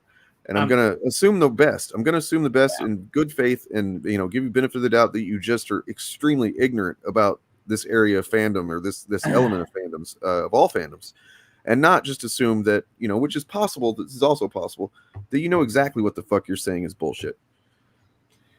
We don't pretend I will point that they're in. Oh, go ahead. I will point out that, again, I've made a video about this, that the diversity we are seeing in the Rings of Power is 100% consistent with Tolkien's lore without changing a single word. And the diversity we see in House of the Dragon was shoehorned in by the show. Right. And by things are different than other things. I guess you missed the first part of the before the stream. I'm just gonna rewind to the still shot of my graphic so I don't have to hunt for my graphic, but you guys know what I'm talking about, right? Okay, so to teach class on, while you're doing that, I want to teach class quick, if you all don't mind. No, please. So with how these review bomb woke, anti woke media spheres work, they have the attention span of a newt. They can focus on one thing at a time. And when Rings of Power came out, it came out at the same time as House of the Dragon. And initially, a lot of these channels did put content out that was critical of House of the Dragon, and then they fucking rolled it back and changed titles and shit to cover up the fact that their narrative was changing. So we're not pretending they ignored it because it was inconvenient. We have evidence that they changed their opinion because one narrative was better for their numbers than the other. Because they're not fans. They're business people. This is a business to them. They don't care about Lord of the Rings. They don't care about House of the Dragon or Star Wars or Marvel or DC or what the fuck ever. They care about the money. And making content about how bad Rings of Power was getting more clicks. And that's what they went with. And they turned it into this House of the Dragon versus Rings of Power narrative, which they're not doing now for some weird reason. Like those two shows aren't on at the same time, and they didn't know what to do with House of the Dragon season 2 because they said nice things about the first season because it was convenient at the time. They're not consistent people. We're not pretending they're inconsistent. They are inconsistent. All of the time. When the casting for House of the Dragon was first revealed, they went ballistic over the fact that there were going to be black characters on the show. Yeah. And then Rings of Power started and suddenly they changed their tune. And I think, wasn't it Critical Drinker who changed one of his video titles? Yep. Yeah, I'm about to bring all those up right now, actually. Okay. And I don't think they're actually watching the shows. Their turnaround on how they put out content, I think they're reading YouTube synopses. I don't think they're watching the show. Their opinion is entirely based on what they believe is profitable to them. And if they see the numbers dip or their usual commenters turn against them, they adjust their opinion accordingly because that's how they make their money. So here we've got a little helpful graphic that I made back when called How the Fandom Menace Manufactures Conflict and Drama for Clickbait. Lord of the Rings, Rings of Power versus Game of Thrones, House of the Dragon. So the deceptive tactic they did was that before Rings of Power premiered, as you see here, this is what you say didn't exist. There it is. It's right there. All these guys. It's woke. Titles like House of the Dragon's a woke disaster, or House of the Dragon showrunner race swapped characters to not see a bunch of white people. House of the Dragon hates men in the thumbnail. Wow, Game of Thrones prequel is going to tackle misogyny. How woke of them. And then, of course, the quartering woke trash incoming. It'll be even more woke than Amazon's Lord of the Rings. Well, that's interesting because just a few weeks later, whenever Lord of the Rings, Rings of Power came out, these same exact motherfuckers had the opposite take, and they were saying that Rings of Power has been destroyed by House of the Dragon. Look, there's same guy. House of the Dragon destroys Rings of Power in ratings. How is what same guy? What the hell? No, they're not. Yeah, they're not feeble and overpowering. They're not both overpowering and feeble. They're profiteers. Right. I mean, are you trying to suggest that the fascists are fascists, man? I mean, that's kind of fucking stupid. I mean, I'm glad that you read up on some, on some fascism, but like that, not everything is going to just apply to that. You know what I mean? Yeah, the fascists in this equation are the people you're seeing on screen right now. It's not us saying the enemy is both strong and weak. It's them. And this is what it looks like in application. In the chat, as if we didn't just go over all this and you just like continue to fucking deny what's laid out before you and you don't have anything else, I'll just fucking kick you out of the channel. Yeah, I got my hammer ready. But like, yeah, as it says here, they must have an enemy in a conflict to maintain their views and revenue. And this tactic, that's actually really fucking clever of them. Honestly, I got to give it to them. If I was divorced from morality and ethics, it's really good because they had both of these shows in every one of these titles, and they were booming. It was good on them. All right, glad we could solve that. for you. Oh, you wanted to see the critical drinker one as well. My bad. Let me get that one too. After that, I think we probably should talk about orcs because the Chuds are apparently losing their minds over this. They're upset about the communist orc party. Well, why wouldn't they be? You know, here's where critical drinker. Whenever the so he said, no, why nobody cares about House of the Dragon. He said at one point, it was 2 months prior to whenever the thing aired, and he literally tweeted, and I think it was like the same day that was the trailer or something that came out. I forget exactly. Oh, it was this? That's what it was. So it's the same day that he tweeted this came out. Genuinely had no idea House of the Dragon had even started. This seems like no buzz around it at all. And then this Verge article, HBO calls House of the Dragon its biggest premiere ever with 10 million views. And he went back and he changed this title just from, oh, nobody even cares. It's just a breakdown now. Yep. That's it. Oops. Just a little breakdowny poo. Yeah. Cool. I don't think they're feeble or overpowering. I think they're liars and hypocrites. Yep. So let's talk about these communist orcs. Yep, communist orcs, the red gobos. Bob gets it. I thought before Morgan revealed to me this Marxist thing, I thought, and what I've heard is that the outrage was over the fact that orcs apparently have babies. They do. And Chuds were freaking out about that too. Also freaking out about that. Okay. Well, I mean, where did they think they came from? The orc stork? They think they came from the mud because they've only ever seen a movie. True. Yeah, they're just little butt babies that they dump out in the mud. Yeah. Well, because in the movie, Saruman creates the Urukai, right, and like grows them in the mud, but that's not how orcs work. And in fact, even if you've watched the other set of Peter Jackson movies in The Hobbit, the main orc's motivation is revenge for his father. But that would suggest that he might have been a baby at one point. And that he had a father that he at least had some kind of attachment to. Oh, no. So even if you're going by the Peter Jackson thing, get fucked.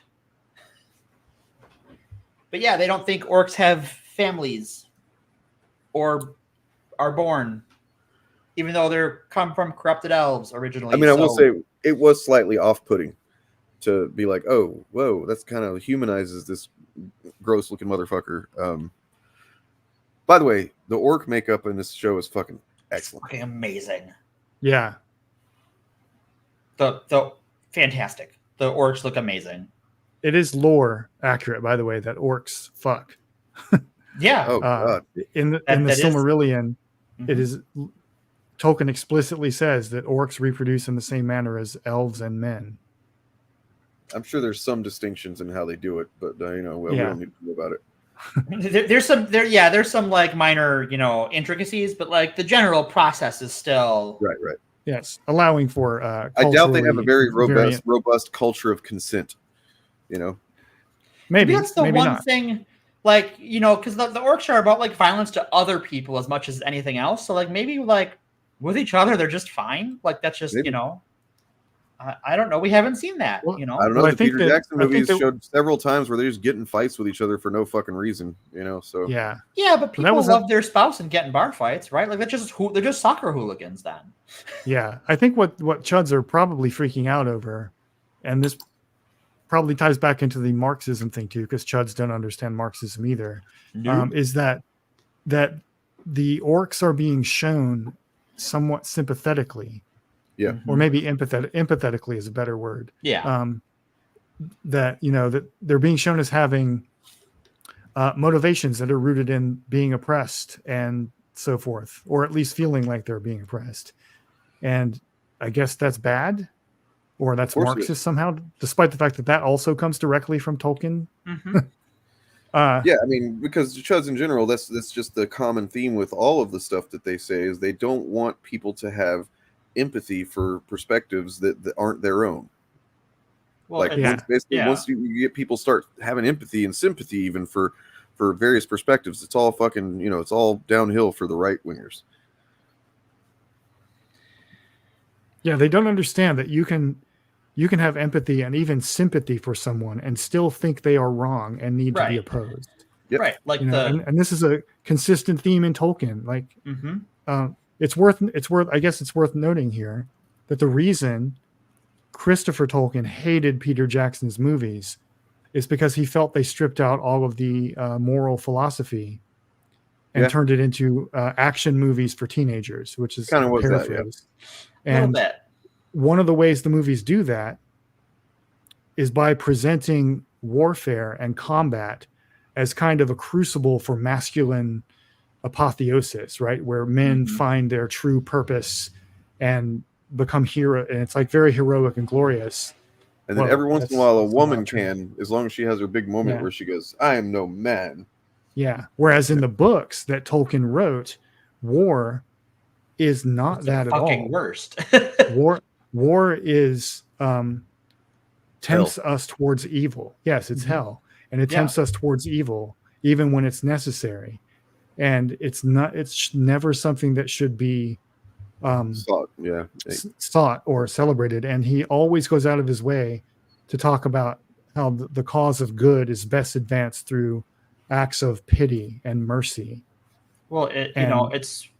Go ahead. I'm sorry. I'll let you finish. There's none of that, almost none of that in the Peter Jackson movies. No. They take out the biggest, for me, like the Peter Jackson movies, like sort of the biggest war is hell moments, and that is the Scouring of the Shire and like how Frodo's story ends. Yeah. Frodo is fucked up forever. Yeah, and this is how you can tell that better. This is how you can tell that chuds like Disparu and Gary of Nerdrotic fundamentally don't understand Tolkien, because they're always talking about this thing that called masculine morality. Right, and it's not. Or in Disparu's case, masculine Christian values. Oh my god. And that's and they're talking about that as a thing that Tolkien aspires to through acts of valor and courage, and they've completely misunderstood what Tolkien was saying. And that's something that idea is something they are taking from Peter Jackson's movies and projecting it backwards into the books. Right. Now, that's not to say which Peter Jackson is right or wrong, or Tolkien's right or wrong, but it's important to understand that there is a fundamental different philosophical outlook between the books and the movies. And chuds mix them up all the time. Yeah. And that's why having sympathy for orcs or portraying orcs empathetically is completely in line with Tolkien's intent as a writer, because that's something he struggled with in his, if you read his notes and his letters, he was very unsettled by the way he portrayed orcs in The Lord of the Rings. So is somebody actually calling it Marxism or communism or what? I sent you a picture in the chat that someone was calling the messaging of the show Marxist. Okay. So that actually reminds me of the discussion I got into with Bob, the other Bob. Still need to do Battle of Bob, by the way. Yeah, the Nemesis Bob. We have to have the Bob fight. With Adam and Sitch almost 2 years ago or some shit now. Jesus Christ. Where they were saying, and it kind of makes sense. I mean, it doesn't make sense. It's stupid. But like I get now with another example in mind what Sitch was trying to say, talking about She-Hulk, and that just Jen Walters telling Bruce, this is what it's like to be a woman. It's different than what it's like to be a man, kind of thing. Saying that kind of sentiment was somehow related to Marxism, which I was just like, what the fuck are you talking about, man? And it's the same thing. Right, it's just different kind of person, right? Different struggles, but like essentially saying the assumed straight cis white hetero male perspective that is the norm, so to speak. Anytime you kind of veer off of that and you suggest to anybody, hey, actually, there's other perspectives too you should consider. It's like, whoa, that's Marxism, because that means you're actually like caring about other people. Right. They have denigrated themselves so much that now basic things like empathy are Marxist. And certainly like not even to the point where you can empathize with someone and still oppose them or still think that they're wrong. Like I think this show does a really good job of like Adar was right to kill Sauron. Adar was right that Sauron was going to lead his people to their deaths. But he has then gone on to do terrible things anyways. Like, it's just, instead of having that thought that he lacks some empathy, like, he empathizes with his people, but then he goes to try and colonize the Southlands successfully, because he's just perpetuating the cycle of violence instead of going like, well, what if we just did something else now? Like, we don't have to do that. Yeah. So Blood Video Company in the chat said Aragorn is worth the crown only after he heals the weak, not because he fights. And that's exactly right. Yep. That is in the books. That was the point. Mm-hmm. Whereas in the movies, that we don't see that shown at all. He's the great warrior and he wins. And that's why he gets to be king. We do see it a little bit in Fellowship, because that's sort of the tension between him and Boromir. Is Boromir wants to be the warrior king, right? Gondor needs no king; it needs warriors. We need to use the weapon of the enemy. And Aragorn is, no, we have to work together. We have to help each other. We have to lift each other up to overcome this. And then once Boromir dies, that tension goes away and it's never reintroduced. And we're in the whole book, it carries throughout even after he is dead. Yeah. So were they saying that the show is promoting Marxism because the orcs rebelled against Sauron? Yes, that's really dumb. That is really dumb. Yeah, the show is trying to push the message. Literally in the opening scene of episode 1, the orcs are an oppressed class as Adar murders Sauron to set them free.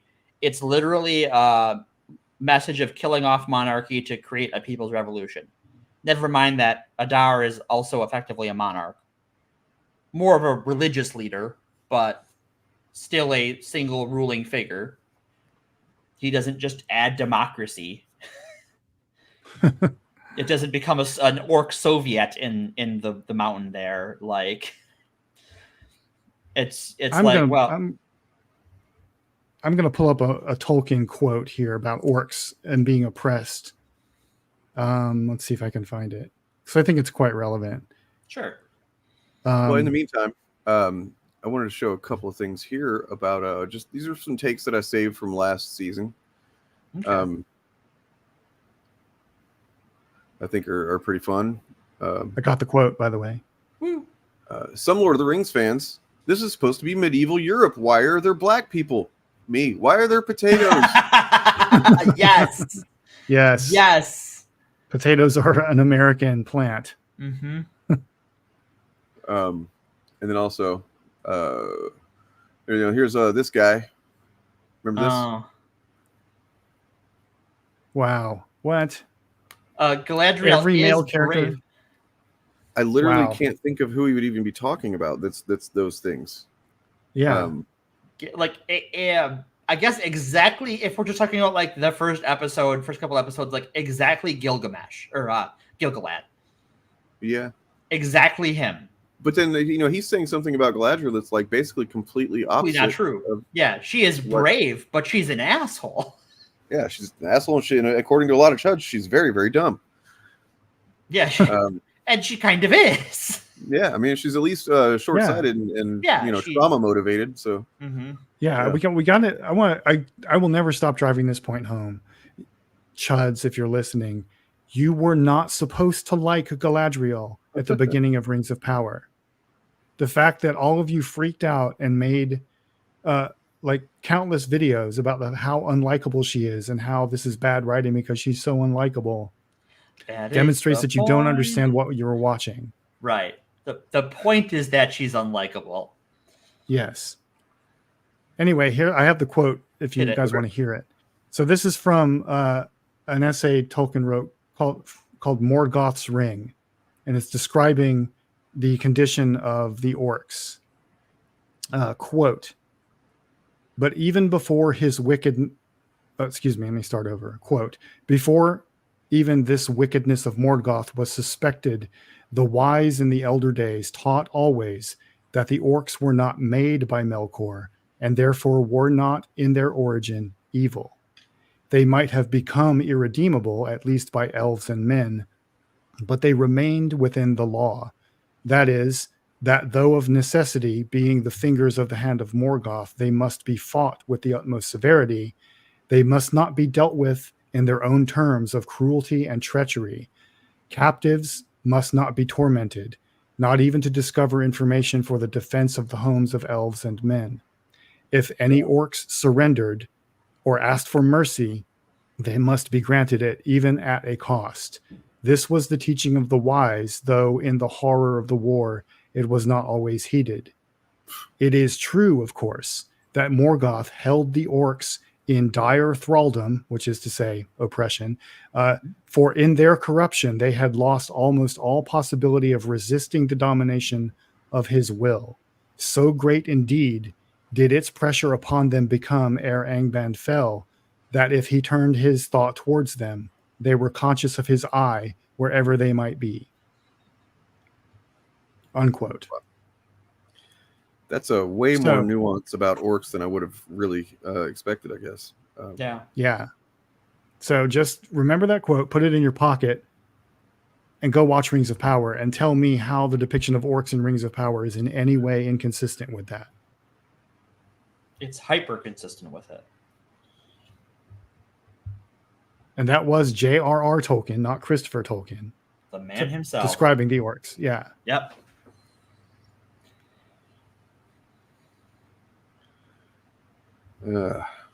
Well, I mean, look, honestly, if there's any problems with how we see fantasy races, that stems more from how we see real races that are the actual problem.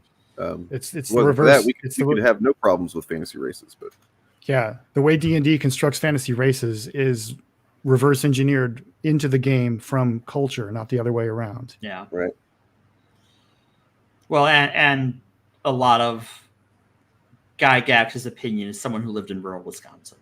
Yeah.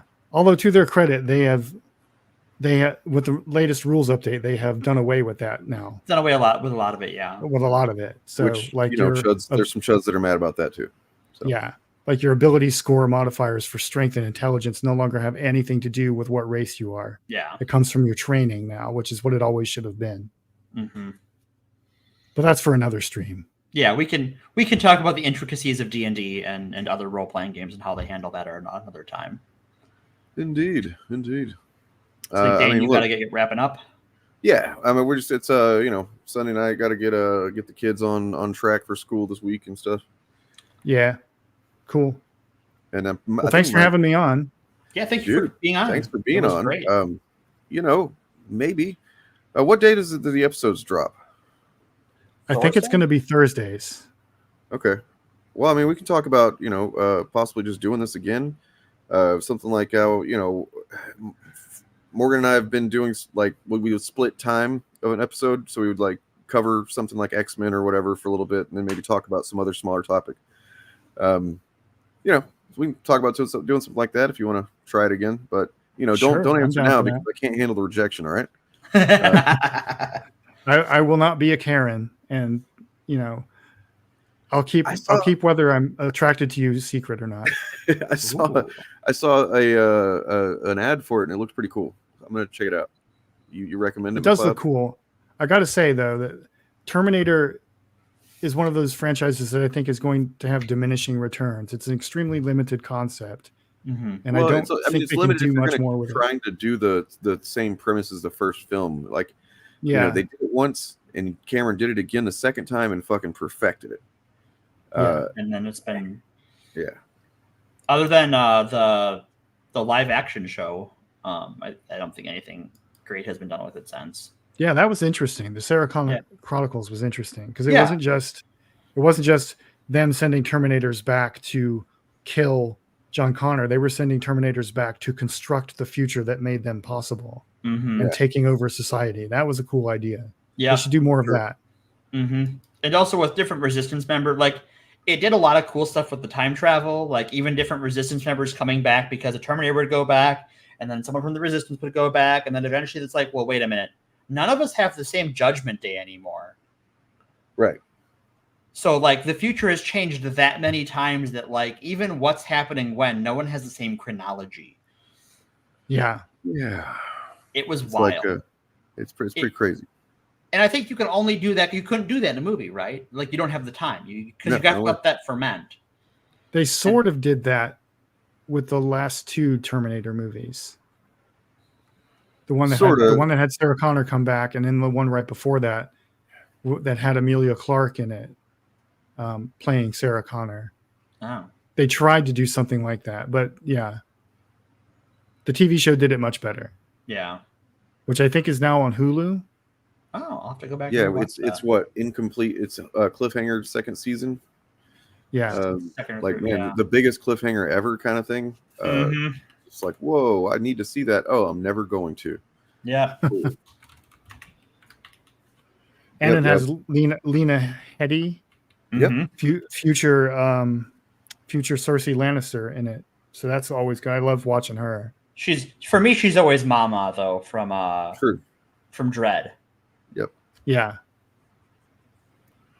It's a good role. Because Dread is such a fucking good movie. You mean the one with the recent one with what's his name? Who played Dredd in that movie? The guy who's in everything. Yeah. He's now the guy on The Boys. Carl Urban. It starred Carl Urban's chin because he never takes the helmet off. Well, they say he's urban, but like I thought that meant black guy. Sorry, that's stupid.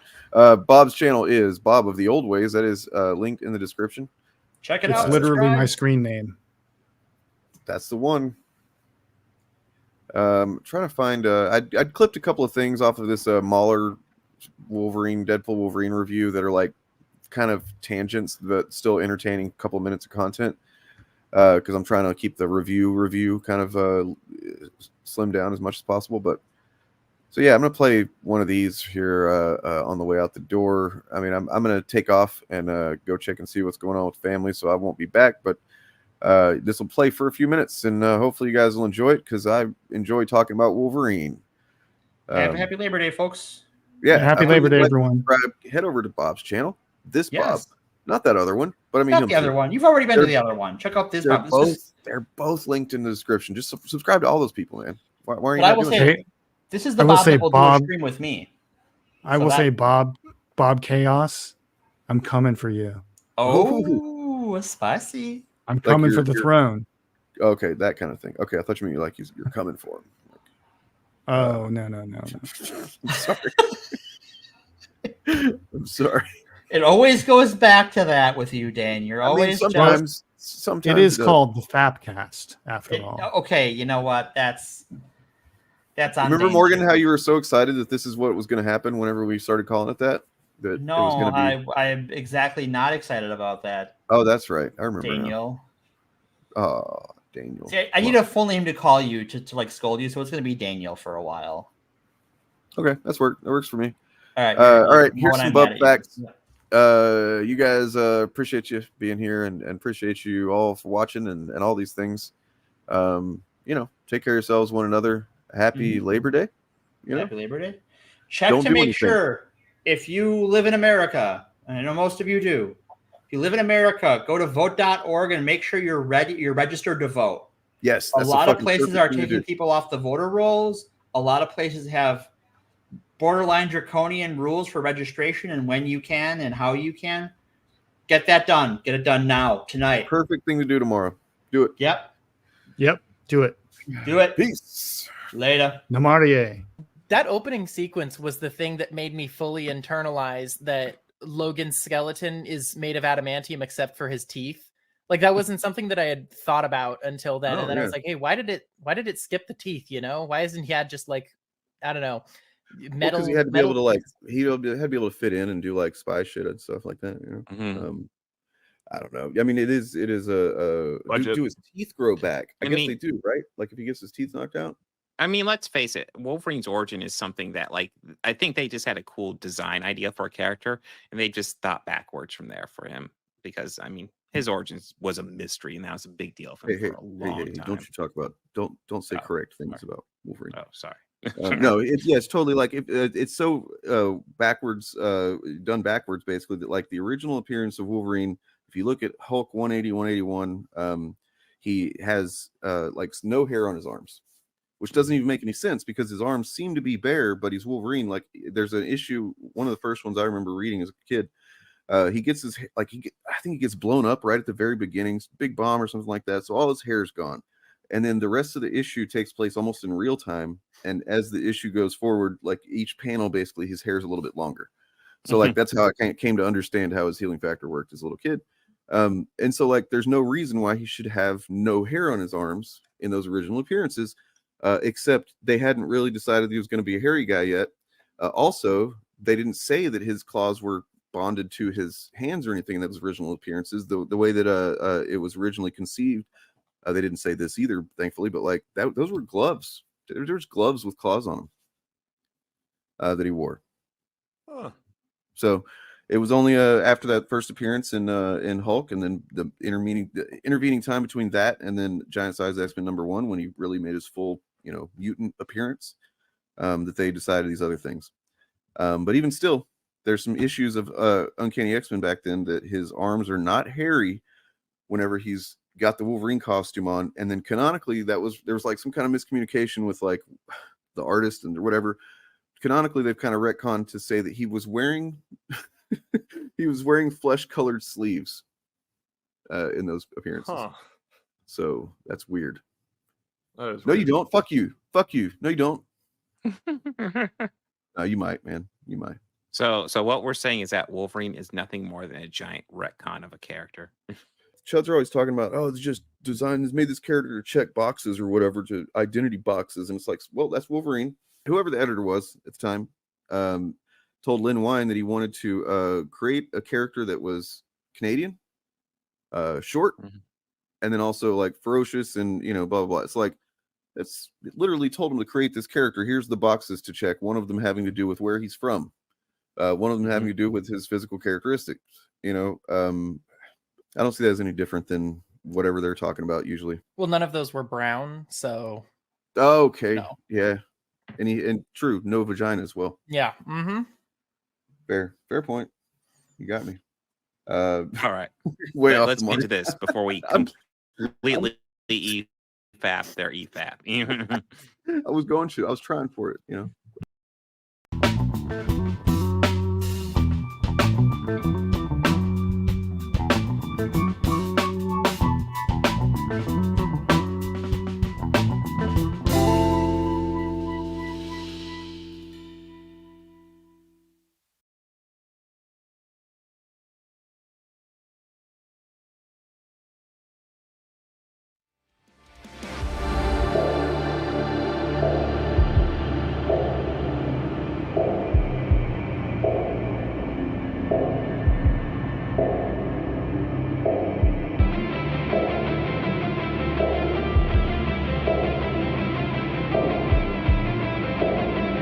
Drink it in, absorb it, let it wash over you.